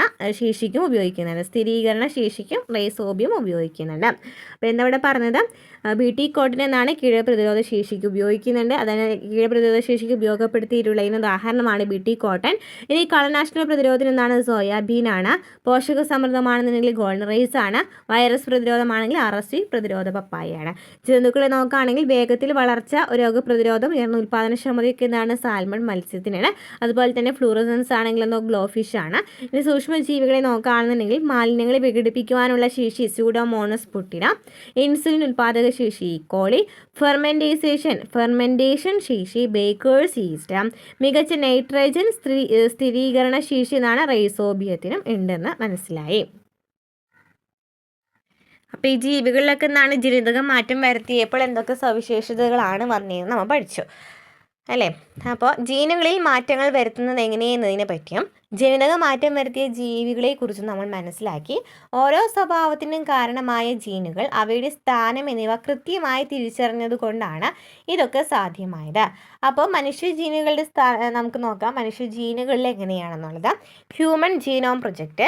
ജീനുകളാണ് നമ്മുടെ സ്വഭാവങ്ങളെയും പ്രവർത്തനങ്ങളെയും നിയന്ത്രിക്കുന്നത്, അല്ലേ? ജീനുകളാണ് നമ്മുടെ സ്വഭാവങ്ങളെയും പ്രവർത്തനങ്ങളെയും നിയന്ത്രിക്കുന്നത്. ഒരു ജീവിയുടെ ജനിതക വസ്തുക്കളുടെ ആകെ തുകയാണ് ജീനോം എന്ന് പറയുന്നത്. ഒരു ജീവിയുടെ ജനിതക വസ്തുക്കളുടെ ആകെ തുകയാണ് ജീനോം എന്ന് പറയുന്നത്. അപ്പോൾ ജീനോം എന്ന് വെച്ചാൽ എന്താണ്? ഒരു ജീവിയുടെ ജനിതക വസ്തുക്കളുടെ ആകെ തുകയാണ് ജീനോം എന്ന് പറയുന്നത്. മനുഷ്യൻ്റെ ജീനോം എടുത്ത് നോക്കുകയാണെന്നുണ്ടെങ്കിൽ ഏകദേശം 300 കോടി DNA ബേസ് ജോഡികളുണ്ട്. മനുഷ്യൻ്റെ ജീനോമിൽ ഏകദേശം എത്ര കോടിയാണ്? 300 കോടി DNA ബേസ് ജോഡികളുണ്ട്. മനുഷ്യ ജീനോമിലെ വിവരങ്ങൾ പൂർണ്ണമായി മനസ്സിലാക്കുക എന്ന ലക്ഷ്യത്തോടെ 1990 ആരംഭിച്ച 2003 പൂർത്തിയായ ഒരു വലിയ ആഗോള ശാസ്ത്രീയ സംരംഭമായിരുന്നു ഹ്യൂമൻ ജീനോം പ്രൊജക്റ്റ് എന്ന് പറയുന്നത്. മനുഷ്യരിലെ ജീനോമിനെ കുറിച്ച് പഠിക്കുന്നതിനായിട്ടാണ് ഈ ഹ്യൂമൻ ജീനോം പ്രൊജക്റ്റ് തുടങ്ങിയിട്ടുണ്ടായിരുന്നത്. കുറച്ചധികം വർഷങ്ങളുണ്ടായിരുന്നു, അല്ലേ? DNA ജീനുകളുടെ സ്ഥാനം കണ്ടെത്തുന്ന ജീൻ മാപ്പിംഗ് സാങ്കേതിക വിദ്യയാണ് ഇതിന് സഹായകമായത്. അപ്പോൾ ഇവിടെ ഉപയോഗിച്ചിട്ടുള്ള സാങ്കേതിക വിദ്യ ഇതാണ്, ജീൻ മാപ്പിംഗ് സാങ്കേതിക വിദ്യയാണ്. ഈ പ്രൊജക്റ്റിലൂടെ അവർക്ക് എന്തൊക്കെയാണ് കാണാനായിട്ട് പറ്റിയത്? മനുഷ്യൻ്റെ ജീനോമിൽ 300 കോടി ബേസ് ജോഡികളുടെ കൃത്യമായ ക്രമമുണ്ടെന്ന് കണ്ടെത്തി. മനുഷ്യൻ്റെ ജീനോമിൽ 300 കോടി ബേസ് ജോഡികളുടെ കൃത്യമായ ക്രമമുണ്ടെന്ന് കണ്ടെത്തി. അതുപോലെ തന്നെ 20,000 മുതൽ 25,000 വരെ ജീനുകളാണ് മനുഷ്യരിൽ ഉള്ളത് എന്ന് കണ്ടെത്തി. 20,000 മുതൽ 25,000 വരെ ജീനുകൾ മനുഷ്യരിലുണ്ടെന്ന് കണ്ടെത്തി. മനുഷ്യ ജീനോമിൻ്റെ ഏകദേശം 1-2% മാത്രമാണ് പ്രവർത്തനക്ഷമമായ ജീനുകൾ. ബാക്കിയുള്ള വലിയ ഭാഗം ജങ്ക് DNA എന്നാണ് അറിയപ്പെടുന്നത്. അപ്പോൾ പ്രവർത്തനക്ഷമമായ ജീനുകൾ എത്രയാണ്? കുറവാണ്, അല്ലേ? 1-2% മാത്രമേ ഉള്ളൂ. ബാക്കിയുള്ളത് നമ്മൾ എന്താ പറയുന്നത്? ജങ്ക് DNA എന്നാണ് പറയുന്നത്. അതിൻ്റെ യഥാർത്ഥ ധർമ്മങ്ങളെക്കുറിച്ച് പഠനങ്ങൾ നടന്നു വരുന്നുണ്ട്. അപ്പോൾ ഇത്രയും പ്രവർത്തനക്ഷമമായ ജീനുകൾ 1-2% മാത്രമാണ് കണ്ടെത്തിയിട്ടുള്ളത്. ഇനി ഒരു ക്വസ്റ്റ്യൻ ചോദിക്കുന്നുണ്ട്, മറ്റു ജീവികളുടെ ജീനോം വിവരങ്ങൾ കണ്ടെത്തിയിട്ടുണ്ടോ? അന്വേഷിക്കൂ. അതായത് നമ്മൾ പറഞ്ഞു മനുഷ്യരിലുള്ള ജീനോം വിവരങ്ങൾ കണ്ടെത്തി എന്ന് പറഞ്ഞു, അല്ലേ? ഇപ്പോഴും കണ്ടുപിടിച്ചുകൊണ്ടേ ഇരിക്കുകയാണെന്ന് പറയുന്നു. അതുപോലെ തന്നെ മറ്റു ജീവികളുടെയും ജീനോം വിവരങ്ങൾ കണ്ടെത്തിയിട്ടുണ്ട് കേട്ടോ, കണ്ടെത്തിയിട്ടുണ്ട്. അപ്പോൾ ജീനോം എന്താണെന്ന് നമ്മൾ പറഞ്ഞു, അല്ലേ? ജീനോം എന്ന് പറയുന്ന പ്രൊജക്റ്റ് വഴി ഇവിടെ എന്താണ് ഉപയോഗിച്ചിട്ടുള്ളത്? ജീൻ തെറാപ്പിയാണെന്ന് എടുത്തു പറഞ്ഞു, അല്ലേ? അപ്പോൾ എന്താണ് ജീൻ തെറാപ്പി എന്ന് നമുക്ക് നോക്കാം. നമ്മുടെ ശരീരത്തിലെ ജീനുകൾക്ക് തകരാറുണ്ടാകുമ്പോൾ പല രോഗങ്ങളും ഉണ്ടാകും. തകരാറുള്ള ജീനുകളെ നീക്കം ചെയ്ത് പകരം പ്രവർത്തനക്ഷമമായ ജീനുകളെ കോശങ്ങളിലേക്ക് എത്തിച്ച് രോഗങ്ങളെ ചികിത്സിക്കുന്ന രീതിയെയാണ് ജീൻ തെറാപ്പി എന്ന് പറയുന്നത്. അപ്പോൾ ജീൻ തെറാപ്പി എന്ന് വെച്ചാൽ നമുക്കറിയാം നമ്മുടെ കോശങ്ങൾ അല്ലെങ്കിൽ നമ്മുടെ ജീനുകളാണല്ലേ ഇവിടെ. നമ്മുടെ ജീനുകൾക്ക് എന്തെങ്കിലും തകരാറുണ്ടാവുകയാണെന്നുണ്ടെങ്കിൽ ഈ തകരാറുകളൊക്കെ നമുക്ക് മാറ്റണം, അല്ലേ? ഈ തകരാറുകൾ ഉണ്ടാകുകയാണെന്നുണ്ടെങ്കിലാണ് അവിടെ എന്ത് സംഭവിക്കുന്നത്? രോഗങ്ങൾ ഉണ്ടാകുന്നത്. അതായത് ഇവിടെ എന്താ ചെയ്യണമെന്ന് വെച്ചാൽ കേടായിട്ടുള്ള ഇപ്പോൾ എന്തെങ്കിലും തകരാറായിട്ടുള്ള ജീനുകളാണെന്നുണ്ടെങ്കിൽ ആ തകരാറായിട്ടുള്ള ജീനുകളിലാണ് എന്ത് സംഭവിക്കുക? രോഗങ്ങൾ ഉണ്ടാകുക, അല്ലേ? അപ്പോൾ ഈ തകരാറുണ്ടാകുമ്പോഴാണ് എന്തുണ്ടായിരിക്കുക? ജീനുകളിൽ തകരാറുണ്ടാകുമ്പോഴാണ് രോഗങ്ങൾ ഉണ്ടാകുക. അപ്പോൾ ഈ തകരാറുള്ള ജീനുകളെ നീക്കം ചെയ്തിട്ട് പകരം പ്രവർത്തനക്ഷമമായിട്ടുള്ള, അതായത് വേറെ ജീനുകളെ ഈ തകരാറുള്ളത് മാറ്റിയിട്ട് പ്രവർത്തനക്ഷമമായിട്ടുള്ള ജീനുകളെ വെക്കുന്ന ഒരു പ്രക്രിയയാണ് ജീൻ തെറാപ്പി എന്ന് പറയുന്നത്. ജീൻ തെറാപ്പി എന്ന് പറയുന്നത് നമ്മൾ ഇവിടെ ജീൻ മാപ്പിംഗ് അല്ലേ പറഞ്ഞിട്ടുണ്ടായിരുന്നത്? കഴിഞ്ഞ സാങ്കേതികവിദ്യയിൽ ജീൻ മാപ്പിംഗ് ആണ് പറഞ്ഞിട്ടുണ്ടായിരുന്നത് കേട്ടോ. ഹ്യൂമൻ ജീനോം പ്രൊജക്റ്റിൽ എന്താണ്? ജീൻ മാപ്പിംഗ് ആണ് പറഞ്ഞിട്ടുണ്ടായിരുന്നത്. ജീൻ തെറാപ്പിയെ കുറിച്ചിട്ടാണ് നമ്മളിപ്പോൾ പറയുന്നത്. ഇനി നമുക്ക് ഇത് എന്താണെന്ന് വെച്ചാൽ നമുക്ക് നോക്കാം. ഒരു ഉദാഹരണം നോക്കാം. സിക്കിൾ സെൽ അനീമിയ ഒരു പാരമ്പര്യ രോഗമാണ്, അല്ലേ? സിക്കിൾ സെൽ അനീമിയ എന്ന് പറയുന്നതാണ് അരിവാൾ പോലെ ആകുന്ന രോഗമാണ് എന്നൊക്കെ നമ്മൾ പഠിച്ചിട്ടുണ്ടായിരുന്നു, അല്ലേ? അരിവാൾ രോഗം എന്നൊക്കെ അറിയപ്പെടുന്നു എന്ന് പറഞ്ഞിട്ടുണ്ടായിരുന്നു. ഈ രോഗത്തിന് മുമ്പ് ഫലപ്രദമായ ചികിത്സ ഇല്ലായിരുന്നു. എന്നാൽ സിക്കിൾ സെൽ അനീമിയ പൂർണ്ണമായി മാറ്റുന്നതിനായിട്ടുള്ള ജീൻ തെറാപ്പി ചികിത്സയ്ക്ക് ലോകാരോഗ്യ സംഘടന അംഗീകാരം നൽകിക്കഴിഞ്ഞു. രോഗിയുടെ വിത്തുകോശങ്ങളിൽ ജനിതക മാറ്റം വരുത്തി ശരീരത്തിലേക്ക് തിരികെ നിക്ഷേപിക്കുന്നതിനാൽ ഈ ചികിത്സാ രീതിയെ ജീൻ തെറാപ്പി എന്നും അല്ലെങ്കിൽ സ്റ്റെം സെൽ തെറാപ്പി എന്നും വിശേഷിപ്പിക്കാം. അതായത് കേടായിട്ടുള്ള, അതായത് നമ്മൾ പറഞ്ഞു സിക്കിൾ സെൽ അനീമിയ എന്ന് പറയുന്ന രോഗം എന്ന് പറയുന്നത് എന്താണ്? അരിവാൾ രോഗത്തിലാകല്ലേ ചെയ്യുന്നത്, അല്ലേ? അരിവാൾ രോഗത്തിൽ ആവാണ് ചെയ്യുന്നതെന്നൊക്കെ നമ്മൾ കഴിഞ്ഞ ഏതോ ഒരു ചാപ്റ്ററിൽ പറഞ്ഞിട്ടുണ്ടായിരുന്നു, അല്ലേ? സിക്കിൾ സെൽ അനീമിയയെക്കുറിച്ച് നമ്മൾ ഡീറ്റെയിൽ ആയിട്ട് പറഞ്ഞിട്ടുണ്ടായിരുന്നു. RBC കോശങ്ങൾ അരിവാൾ രൂപത്തിലാകുന്ന രോഗമാണ് സിക്കിൾ സെൽ അനീമിയ എന്ന് പറയുന്നത്. അപ്പോൾ ഇതിന് വേണ്ടിയിട്ട് അപ്പോൾ ഏത് ഭാഗമാണോ അവിടെ ഏത് ജീനാണോ അവിടെ കംപ്ലൈൻറ്റ് വരുന്നത് അത് മാറ്റിയിട്ട് പുതിയ ജീൻ അവിടേക്ക് ഒക്കെയാണ് ചെയ്യുന്നത് അല്ലേ, പുതിയ ജീൻ അവിടേക്ക് ആഡ് ചെയ്യാണ് ചെയ്യുന്നത്. അങ്ങനെ അതായത് രോഗിയുടെ വിത്ത് കോശങ്ങളിൽ നിന്നും ജനിതക മാറ്റം വരുത്തിയിട്ട് ശരീരത്തിലേക്ക് തിരികെ നിക്ഷേപിക്കുകയാണ് ചെയ്യുന്നത്. ആ ഒരു ചികിത്സാ രീതിയാണെന്ന് പറയുന്നത് ജീൻ തെറാപ്പി അല്ലെങ്കിൽ സ്റ്റെം സെൽ തെറാപ്പി എന്ന് പറയുന്നത്.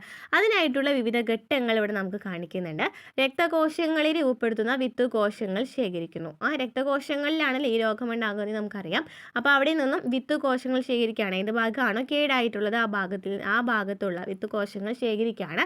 വൈറസിനെ വാഹകരായി ഉപയോഗിച്ച് പ്രവർത്തനക്ഷമമായ ജീനിനെ വിത്ത് കോശങ്ങളിലേക്ക് സന്നിവേശിപ്പിക്കുന്നു. ഇവിടെ നിന്നാണ് വൈറസിനെയാണ് വാഹകരായിട്ട് ഉപയോഗിക്കുന്നത്. വൈറസ് പ്രകാരമാണ്, അല്ലെങ്കിൽ ഈ വൈറസ് ആണ് ഇവിടേക്ക് എന്ത് ചെയ്യുന്നത്, ഈ കേടായിട്ടുള്ള ജീൻ മാറ്റിയിട്ട് പുതിയ ഒരു ജീൻ വെക്കണമെന്ന് പറഞ്ഞല്ലോ. അപ്പോൾ അങ്ങനെ വെക്കുന്ന വാഹകരായിട്ട് ഉപയോഗിക്കുന്നതാണ് വൈറസ് ആണ് ഇവിടെ. അപ്പോൾ വൈറസിനെ വാഹകരായി ഉപയോഗിച്ച് പ്രവർത്തനക്ഷമമായ ജീനെ വിത്തുകോശങ്ങളിലേക്ക് സന്നിവേശിപ്പിക്കും. ജീൻ സന്നിവേശിപ്പിച്ച വിത്തുകോശങ്ങളെ രോഗിയിലേക്ക് കടത്തിവിടുന്നു.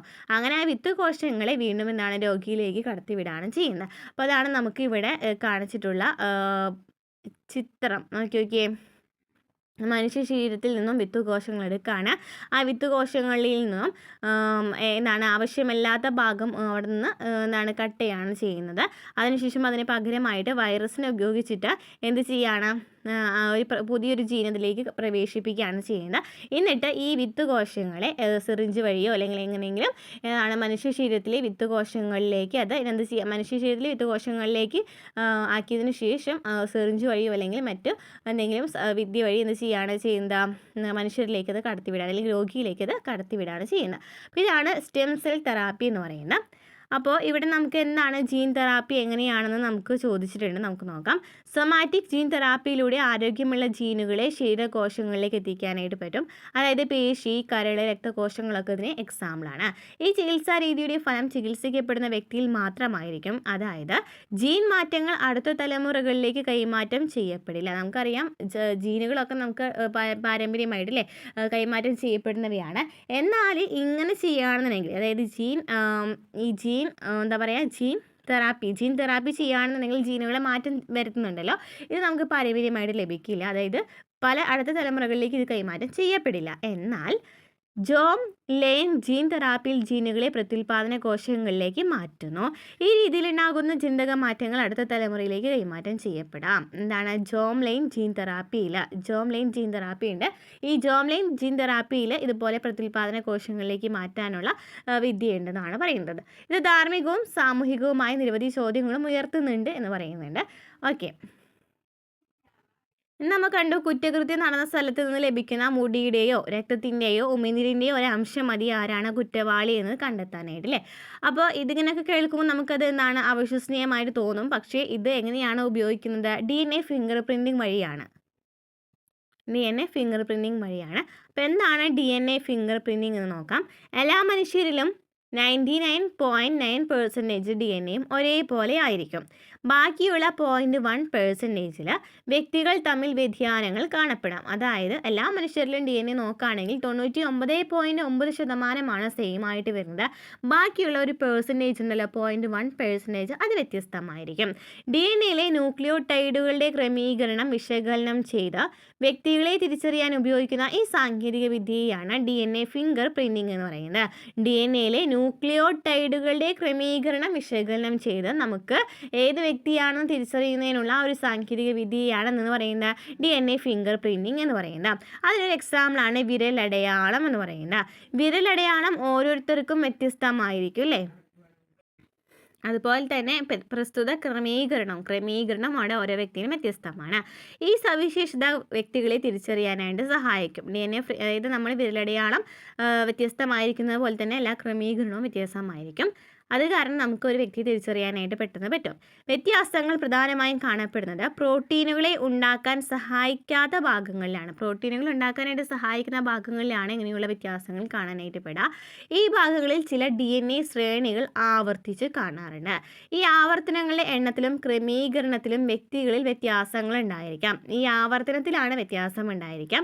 അങ്ങനെയാണ് മാതാപിതാക്കളും സന്താനങ്ങളും സഹോദരങ്ങളും തമ്മിൽ DNA പാറ്റേണുകൾക്ക് കൂടുതൽ സാദൃശ്യം കാണപ്പെടുന്നത്. പറ്റുന്നത്. അപ്പോൾ ഈ ഒരു നമ്മൾ പറയുന്നതാണ് പ്രോട്ടീനുകൾ ഉണ്ടാക്കാൻ സഹായിക്കാത്ത ഭാഗങ്ങളിലാണ് കൂടുതലായിട്ട് ഈ വ്യത്യാസങ്ങളൊക്കെ കാണാനായിട്ട് പറ്റാം. ഈ ഭാഗങ്ങളിൽ DNA ശ്രേണികളും ആവർത്തിച്ച് കാണാറുണ്ട്. അതിനാലാണ് മാതാപിതാക്കളും സഹോദരങ്ങളും തമ്മിലുള്ള ഒരു മുഖച്ഛായ സാദൃശ്യം കാണാനായിട്ട് പറ്റുന്നത്. ആവർത്തനങ്ങൾ എണ്ണത്തിലും ക്രമീകരണത്തിലും വ്യക്തികളിൽ വ്യത്യാസം ഉണ്ടായിരിക്കാം. ഈ ആവർത്തനം ഇത് DNA ശ്രേണികൾ ആവർത്തിച്ച് കാണാനായിട്ട് പറ്റുന്നുണ്ടല്ലോ പറഞ്ഞല്ലോ. അപ്പോൾ അതിൽ ചിലപ്പോൾ എണ്ണത്തിലും അതുപോലെ തന്നെ ആവർത്തനങ്ങൾ എണ്ണത്തിലും ക്രമീകരണത്തിലൊക്കെ വ്യത്യാസം ഉണ്ടായിരിക്കാം. അപ്പോൾ കുറച്ച് സാമ്യമൊക്കെ തോന്നുകയാണെന്നുണ്ടെങ്കിൽ അതിനനുസരിച്ചായിരിക്കാം അല്ലെ മാതാപിതാക്കളും കുട്ടികളും തമ്മിലുള്ള ബന്ധം അല്ലെങ്കിൽ ആ ഒരു സാദൃശ്യം എന്ന് പറയുന്നത് മുഖച്ഛായ അല്ലെങ്കിൽ പറയാറുണ്ടല്ലോ അല്ലേ, അതാണ് പറയുന്നത്. ഇനി എന്താണ് ശാസ്ത്രജ്ഞരെ അറിയാം. ബ്രിട്ടീഷ് ജനിതക ശാസ്ത്രജ്ഞനായ സർ അലക്ക് ജെഫ്രി, പഠിച്ചു വെക്കണം, അലക്ക് ജെഫ്രിയാണ് 1984 സെപ്റ്റംബർ 10 ലെസെസ്റ്റർ യൂണിവേഴ്സിറ്റിയിൽ വെച്ച് DNA ഫിംഗർ പ്രിൻറ്റിംഗ് കണ്ടുപിടിച്ചത്. അപ്പോൾ DNA ഫിംഗർ പ്രിൻറ്റിംഗ് കണ്ടുപിടിച്ചത് ആരാണ്? അലക്ക് ജെഫ്രിയാണ്. ഒരു DNA എക്സ്റേ ഫിലിം നിരീക്ഷിക്കുമ്പോൾ വ്യക്തികളുടെ DNA പാറ്റേണുകളിലെ വ്യത്യാസങ്ങൾ അവരെ തിരിച്ചറിയാൻ ഉപയോഗിക്കാനാകുമെന്ന് അദ്ദേഹം തിരിച്ചറിഞ്ഞു. DNA പാറ്റേണുകളിലൂടെ DNA എക്സ്റേ ഫിലിം നിരീക്ഷിക്കുമ്പോൾ അതിലൂടെ നമുക്ക് DNA പാറ്റേണുകളിലെ വ്യത്യാസം കാണാനായിട്ട് പറ്റുമെന്ന് പറഞ്ഞു. അങ്ങനെ ഓരോ വ്യക്തിക്കും എന്താണ് കറക്റ്റ് ആയിട്ടുള്ളൊരു DNA പാറ്റേൺ ഉണ്ടെന്നും അത് വിരലടയാളം പോലെ തന്നെ അതുല്യമാണെന്നും അദ്ദേഹം തിരിച്ചറിഞ്ഞു. അപ്പോൾ DNA പാറ്റേൺ എന്ന് പറയുന്നത് വിരലടയാളം പോലെ തന്നെ വ്യത്യസ്തമാണെന്ന് അദ്ദേഹം തിരിച്ചറിയാണ്. ഇവിടെ നോക്കിയൊക്കെ മാതാപിതാക്കളും സന്താനങ്ങളും തമ്മിലുള്ള ബന്ധം തിരിച്ചറിയൽ നമുക്ക് തന്നിട്ടുണ്ട് അല്ലേ.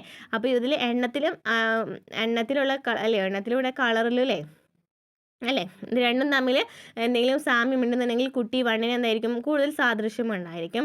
അല്ലെങ്കിൽ ചെറിയൊരു ഡിഫറൻസ് ഒക്കെ ആണെന്നുണ്ടെങ്കിൽ അല്ലേ. അപ്പോൾ അങ്ങനെ ആണ് അതായത് മാതാപിതാക്കളും സന്താനങ്ങളും തമ്മിലുള്ള ബന്ധം തിരിച്ചറിയുന്നതിനുള്ളൊരു ഫ്ലോ ചാർട്ട് കാണിച്ചിട്ടുണ്ട്. അതുപോലെ തന്നെ ഫ്ലോ ചാർട്ട് അല്ല ഒരു പിക്ചർ കാണിച്ചിട്ടുണ്ട്.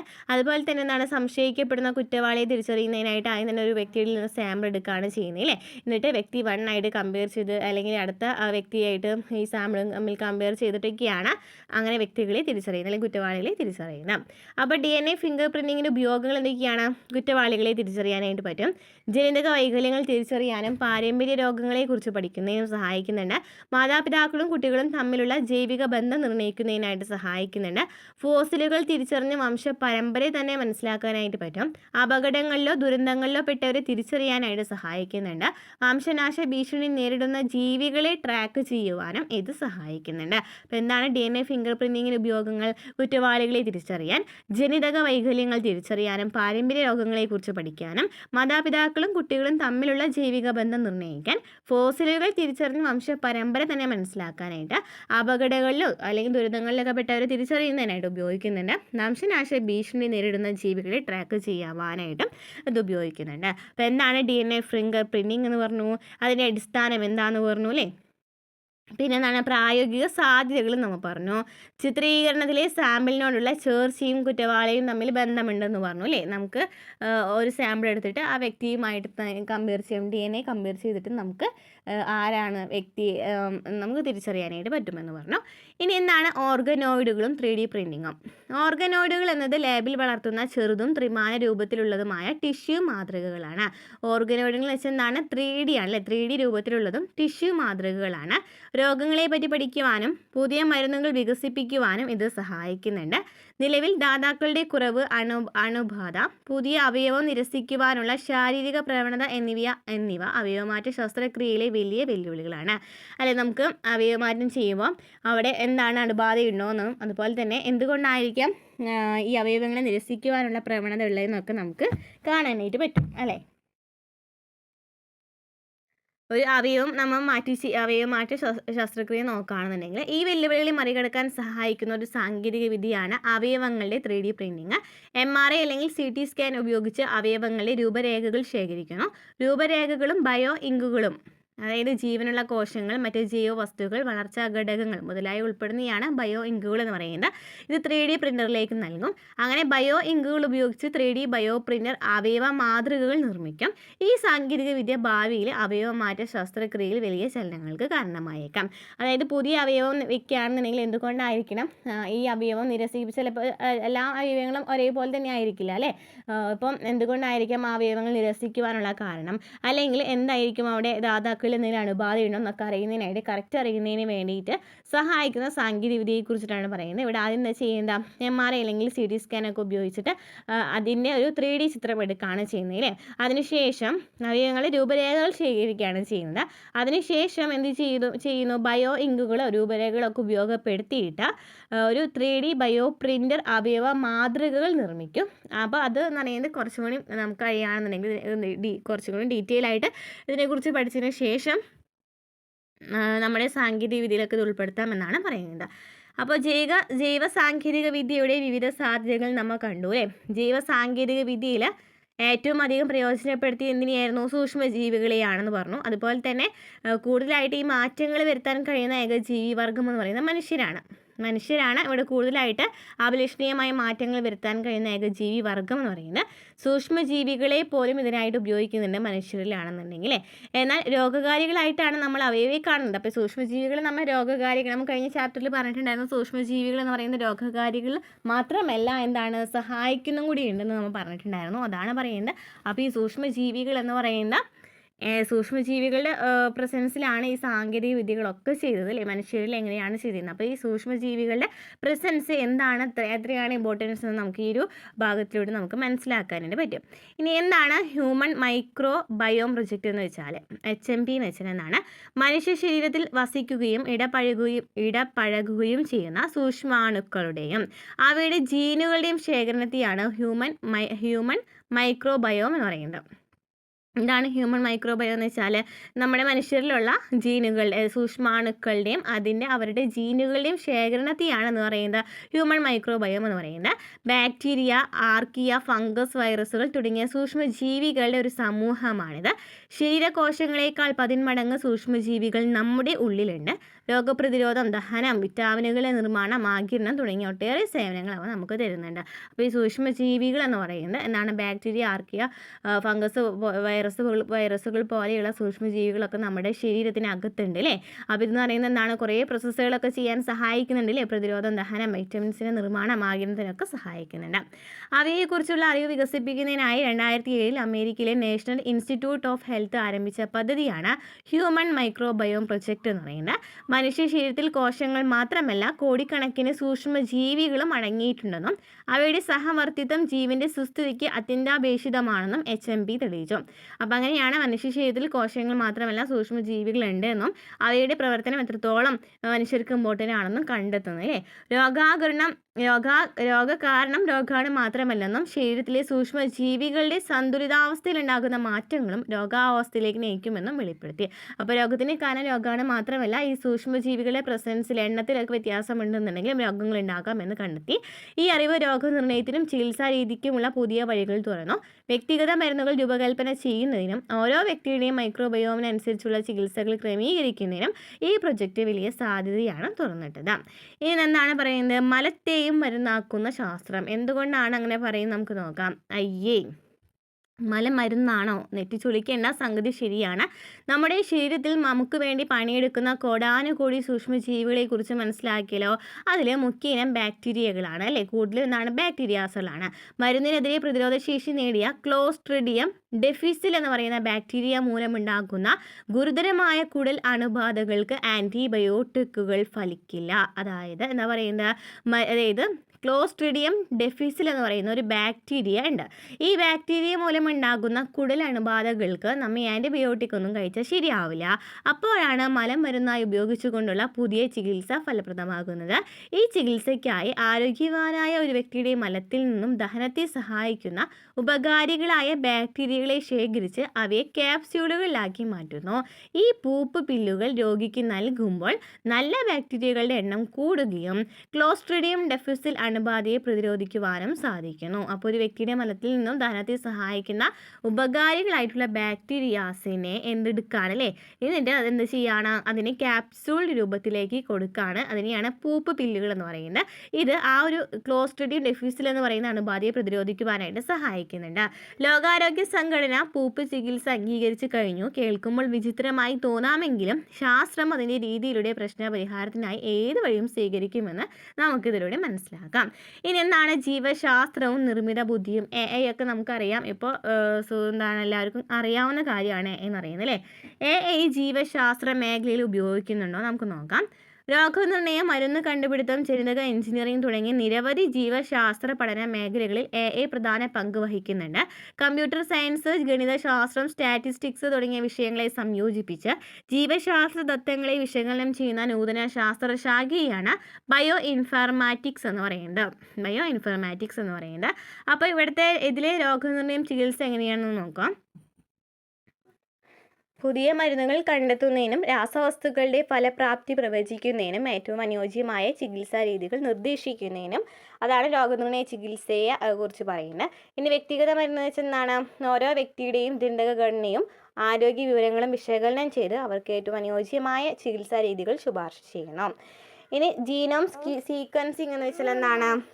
ജനിതക വൈകല്യങ്ങൾ ചികിത്സിക്കുന്നതിനുള്ള ജീൻ എഡിറ്റിംഗ് സാങ്കേതിക വിദ്യകൾക്ക് പ്രയോജനപ്പെടുത്തുന്നു. ഇനി എന്താണ്? കൃഷി മെച്ചപ്പെടുത്തൽ, മണ്ണിൻ്റെ ആരോഗ്യം നിരീക്ഷിക്കുന്നു, വിളകൾക്കുണ്ടാകുന്ന രോഗങ്ങൾ പ്രവചിക്കുന്നു. മലിനീകരണം, വായു ജല മലിനീകരണ നിലവാരം പ്രവചിക്കുകയും ലഘൂകരണ തന്ത്രങ്ങൾ നിർദ്ദേശിക്കുകയും ചെയ്യുന്നു. ഇനി ബയോ ഇൻഫർമാറ്റിക്സ് എന്ന് വെച്ചാൽ എന്താണ്? വലിയ അളവിലുള്ള ജനിതക വിവരങ്ങൾ വിശകലനം ചെയ്യുകയും ലഘൂകരണ തന്ത്രങ്ങൾ നിർദ്ദേശിക്കുകയും ചെയ്യുന്നു. അപ്പോൾ ഇതൊക്കെ എന്താണ്? ഈ ജീവശാസ്ത്ര മേഖലകളിലുള്ള AIയുടെ ഉപയോഗങ്ങളാണ് അല്ലേ. എന്തൊക്കെയാണ്? രോഗനിർണയം, ചികിത്സ, വ്യക്തിഗത മരുന്ന്, ജീനോം സീക്വൻസിങ്, കൃഷി മെച്ചപ്പെടുത്തൽ, അതുപോലെ തന്നെ മലിനീകരണം, ബയോ ഇൻഫർമാറ്റിക്സ്. ഇനി പരിസ്ഥിതി സംരക്ഷണത്തിന് സാങ്കേതിക വിദ്യാ സാധ്യതകളുണ്ടോ എന്ന് നമുക്ക് നോക്കാം. പരിസ്ഥിതി സംരക്ഷണത്തിന് ഒന്നാണ് വന്യമൃഗ ട്രാക്കിംഗ് സെൻസറുകൾ. എന്താണ്? വന്യമൃഗങ്ങളുടെ ചലനം, പെരുമാറ്റം, സ്ഥാനം എന്നിവ നിരീക്ഷിച്ച് സംരക്ഷണ തന്ത്രങ്ങൾ ആസൂത്രണം ചെയ്യാൻ വന്യജീവി സംരക്ഷകരെയും ഗവേഷകരെയും സഹായിക്കുന്നുണ്ട്. അപ്പോൾ വന്യമൃഗ ട്രാക്കിംഗ് സെൻസറുകൾ ഉപയോഗിച്ച് വന്യമൃഗങ്ങളുടെ ചലനം, പെരുമാറ്റം, സ്ഥാനമൊക്കെ അറിയുന്നതിനായിട്ട് പറ്റുന്നുണ്ട്. ഇനി ആഗോള ജൈവവൈവിധ്യ ഡാറ്റ സെൻസറുകൾ. എന്താണ് ആഗോള ജൈവവൈവിധ്യ ഡാറ്റ സെൻസറുകൾ എന്ന് വെച്ചാൽ? ഉപഗ്രഹ റിമോട്ട് സെൻസിങ്, ശബ്ദ വിശകലനം, ക്യാമറ ട്രാപ്പുകൾ തുടങ്ങിയവ ഉപയോഗിച്ച് ജൈവവൈവിധ്യത്തെക്കുറിച്ചുള്ള വിവരങ്ങൾ ശേഖരിക്കുന്ന സാങ്കേതിക വിദ്യയാണ് ആഗോള ജൈവവൈവിധ്യ ഡാറ്റ സെൻസറുകൾ എന്ന് പറയുന്നത്. ഉപഗ്രഹ റിമോട്ട് സെൻസിങ്, ശബ്ദ വിശകലനം, ക്യാമറ ടേപ്പുകൾ തുടങ്ങിയവ ഉപയോഗിച്ച് ജൈവവൈവിധ്യത്തെക്കുറിച്ച് പഠിക്കുന്ന സാങ്കേതികവിദ്യ. നെക്സ്റ്റ് എന്താണ്? ക്രയോ പ്രിസർവേഷൻ എന്ന് വെച്ചാൽ വളരെ താഴ്ന്ന താപനിലയിൽ, ക്രയോ എന്ന് വെച്ചാൽ മീനിങ് വരുന്നത് വളരെ താഴ്ന്ന താപനിലയാണെന്നാണ് അല്ലേ. അപ്പോൾ ക്രയോ പ്രിസർവേഷൻ എന്ന് വെച്ചാൽ വളരെ താഴ്ന്ന താപനിലയിൽ, അതായത് -196°C വരെയുള്ള ജീവനുള്ള കോശങ്ങളെയും കലകളെയും അവയവങ്ങളെയും സംരക്ഷിക്കുന്ന പ്രക്രിയയാണ്. വളരെ താഴ്ന്ന താപനിലയിൽ ജീവനുള്ള കോശങ്ങൾ, അതുപോലെ തന്നെ കലകൾ, അവയവങ്ങളൊക്കെ സംരക്ഷിക്കുന്ന പ്രക്രിയയാണ്. വൈദ്യശാസ്ത്രം, കൃഷി, ഗവേഷണം തുടങ്ങിയ മേഖലകളിലൊക്കെ ദീർഘകാല സംഭരണത്തിനായിട്ട് ഇത് പ്രയോജനപ്പെടുത്തുന്നുണ്ട്. എന്നാണ് ക്രയോ പ്രിസർവേഷൻ. പിന്നെ ബയോ റെമീഡിയേഷൻ എന്ന് വെച്ചാൽ എന്താണ്? മണ്ണ്, ജലം, വായു തുടങ്ങിയ മലിനമായ ചുറ്റുപാടുകളിൽ നിന്ന് മാലിന്യങ്ങൾ നീക്കം ചെയ്യാൻ സൂക്ഷ്മാണുക്കളെയും സസ്യങ്ങളെയും ഉപയോഗിക്കുന്നുണ്ട്. ഇത് മാലിന്യങ്ങളെ ദോഷകരമല്ലാത്ത സംയുക്തങ്ങളാക്കി മാറ്റുന്നു. മാലിന്യങ്ങൾ നീക്കം ചെയ്യുന്നതിനായിട്ട് സൂക്ഷ്മാണുക്കളെയും സസ്യങ്ങളെയും ഉപയോഗിക്കുന്നതിനാണ് ബയോ റെമീഡിയേഷൻ എന്ന് പറയുന്നത്. ക്ലിയർ ആയല്ലോ? അപ്പോൾ ഇത്രയ്ക്കും ആധുനിക സാങ്കേതികൾ മനസ്സിലായി എന്ന് വിചാരിക്കുന്നു. ഇനി ഇവിടെ നമുക്ക് ശാസ്ത്ര സാങ്കേതിക വിദ്യയുടെ വളർച്ച മൂലം തന്നെ എന്താണ് മാനവരാശിയെ പുരോഗതിയുടെ പാതയിലൂടെ അതിവേഗം മുന്നേറാൻ സഹായിക്കുന്നുണ്ട്. എന്നാൽ അതിൻ്റെ ബാക്കി പത്രനിലയിൽ ഒട്ടേറെ പ്രശ്നങ്ങൾ ഉണ്ടാകുന്നുണ്ട്. അതിലൊന്നാമത്തെ കാര്യമാണ് പ്ലാസ്റ്റിക്. പ്ലാസ്റ്റിക് എന്ന് പറയുന്നത് ഇന്ന് മലിനീകരണത്തിലെ പ്രധാന കാരണം എന്താണ്? പ്ലാസ്റ്റിക് ആണ് അല്ലേ. അലക്ഷ്യമായി നമ്മൾ വലിച്ചെറിയുന്ന പ്ലാസ്റ്റിക്കുകൾ ഏറ്റവും വലിയ ആവാസ വ്യവസ്ഥയെ, സമുദ്രത്തെ പോലും വീർപ്പ് മുട്ടിക്കുന്നുണ്ട്. പ്ലാസ്റ്റിക് മലിനീകരണത്തോടൊപ്പം ആഗോളതാപനം, കാലാവസ്ഥാ വ്യതിയാനം, ജൈവവൈവിധ്യ ശോഷണം തുടങ്ങിയ പാരിസ്ഥിതിക പ്രശ്നങ്ങൾ ഉണ്ടാക്കുന്നുണ്ട്. അതിൽ പ്രധാനപ്പെട്ടെന്ന് നോക്കിയാൽ ഗ്രേറ്റ് പസഫിക് ഗാർബേജ് പാച്ച്. എന്താണ് അവിടുത്തെ പ്രത്യേകത എന്ന് പറയുന്നത്? പസഫിക് സമുദ്രത്തിലെ പ്ലാസ്റ്റിക്കുകൾ ഇങ്ങനെ അടിഞ്ഞു കൂടി 16 ലക്ഷം ചതുരശ്ര കിലോമീറ്റർ വിസ്തൃതിയുള്ള, അതായത് ഫ്രാൻസിൻ്റെ 3 ഇരട്ടി വലിപ്പമുള്ള ഒരു പ്രദേശം തന്നെ രൂപപ്പെട്ടിരിക്കുന്നു എന്ന് നോക്കിയേ. കണ്ടോ? അപ്പോൾ എന്നാണ് ഗ്രേറ്റ് പസഫിക് ഗാർബേജ് പാച്ച് എന്ന് പറയുമ്പോൾ മനസ്സിലായില്ലേ എന്താണ്? പസഫിക് സമുദ്രത്തിൽ പ്ലാസ്റ്റിക്കുകൾ അടിഞ്ഞു കൂടിയിട്ട് ഫ്രാൻസിൻ്റെ 3 ഇരട്ടി വലിപ്പമുള്ളൊരു പ്രദേശം ഉണ്ടായിക്കൊണ്ടിരിക്കുകയെന്ന് പറയുന്നത്. ഇത്തരം പരിസ്ഥിതി പ്രശ്നങ്ങൾക്ക് പരിഹാരം കാണാൻ ശാസ്ത്ര സാങ്കേതികവിദ്യയുടെ സാധ്യതകളും മനുഷ്യരുടെ കൂട്ടായ പ്രവർത്തനങ്ങളും അത്യാവശ്യമാണ്. അതിനായിട്ട് ഐക്യരാഷ്ട്ര സംഘടനയുടെ നേതൃത്വത്തിൽ കാലാവസ്ഥാ വ്യതിയാന ഉച്ചകോടി പോലുള്ള സമ്മേളനങ്ങളും പാരീസ് ഉടമ്പടിയിലുള്ള പ്രഖ്യാപനങ്ങളൊക്കെ നടക്കുന്നുണ്ട്. അതുപോലെ തന്നെ ജൂൺ 5 ലോക പരിസ്ഥിതി ദിനവും ജൂൺ 8 ലോക സമുദ്ര ദിനവുമായിട്ടൊക്കെ നടത്തുമ്പോൾ ഇതിലൂടെ ഈ പ്രവർത്തനങ്ങളൊക്കെ മെച്ചപ്പെടുത്തുന്നതിനായിട്ട് ലക്ഷ്യമിടുന്നുണ്ട്. അപ്പോൾ പരിസ്ഥിതി സംരക്ഷണത്തെക്കുറിച്ച് നമ്മൾ ഡീറ്റെയിൽ ആയിട്ട് പറഞ്ഞു. ഓക്കെ, അപ്പോൾ ഇത്രയൊക്കെയാണ് ഈ ഒരു ചാപ്റ്ററിൽ പറയുന്നത് കേട്ടോ.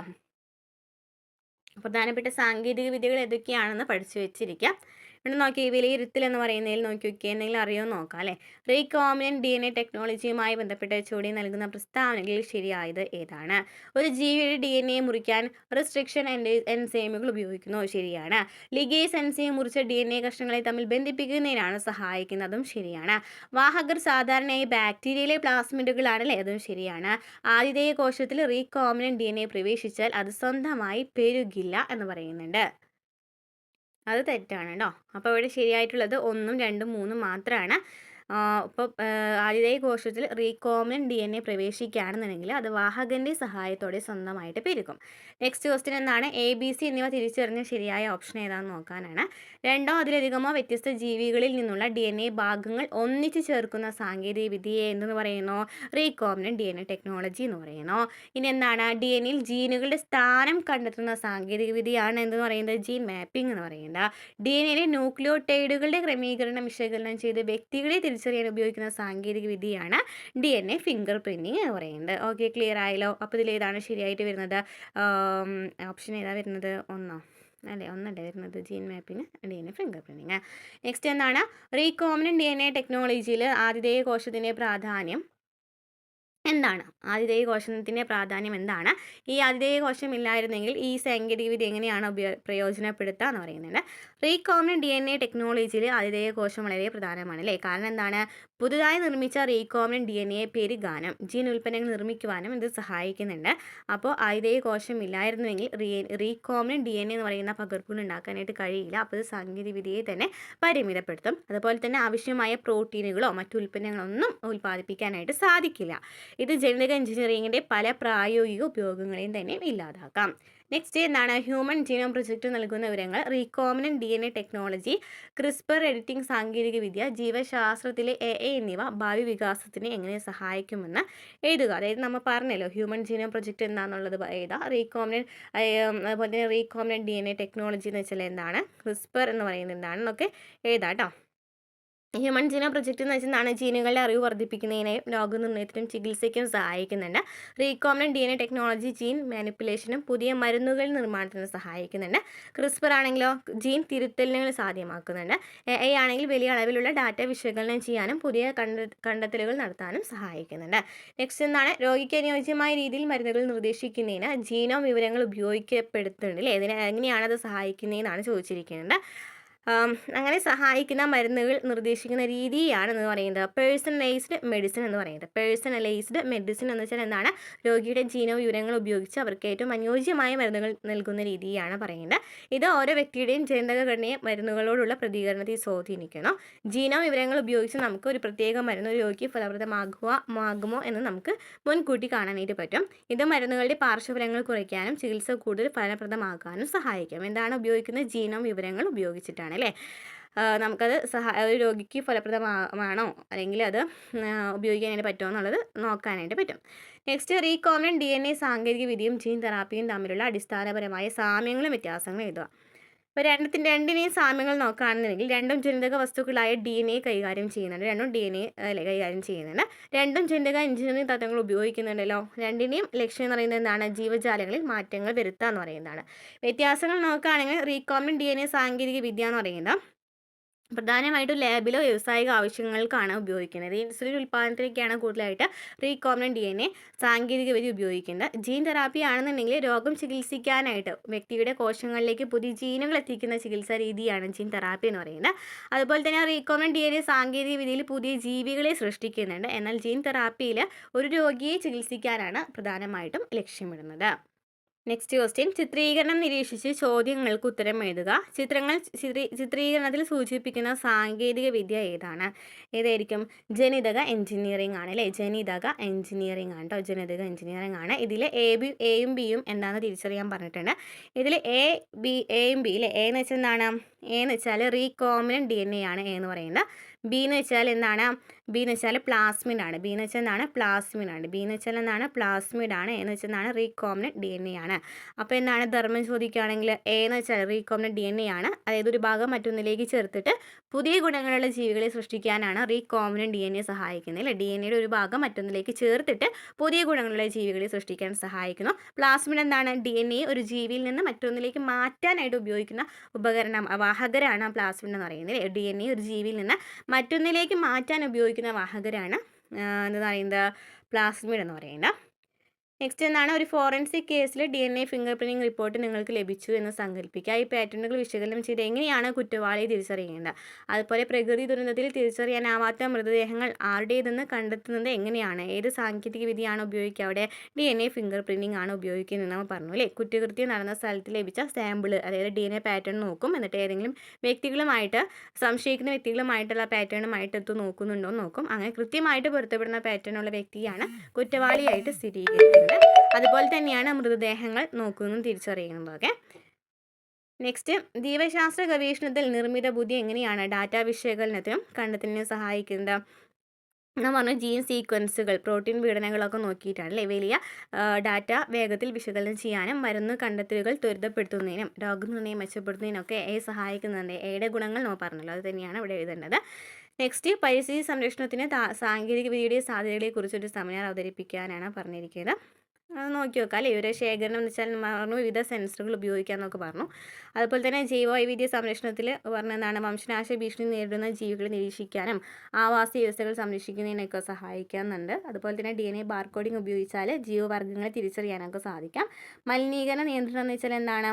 ഇപ്പം നമ്മൾ പറഞ്ഞു മാലിന്യ സംസ്കരണ പ്ലാന്റുകളുടെ പ്രവർത്തനം കാര്യക്ഷമമാക്കുന്നതൊക്കെ ഈ സാങ്കേതിക വിദ്യയെ സഹായിക്കുന്നതാണ്. അപ്പോൾ ഇത്രയാണ് ഈ ഒരു ചാപ്റ്റർ പറയുന്നത്. ഇതോട് കൂടിയിട്ട് നമ്മുടെ 10ാം ക്ലാസ്സിലെ ബയോളജി കംപ്ലീറ്റ് ചെയ്തിട്ടുണ്ട്. അപ്പോൾ ക്ലാസ്സുകൾ ഇഷ്ടപ്പെടുന്നുണ്ടെങ്കിൽ സപ്പോർട്ട് ചെയ്യുക. പ്ലേലിസ്റ്റ് ചെക്ക് ചെയ്യുകയാണെന്നുണ്ടെങ്കിൽ എല്ലാ ക്ലാസ്സുകളും കാണാനായിട്ട് പറ്റും കേട്ടോ. അടുത്ത ക്ലാസ്സിൽ ഇടുന്നത്.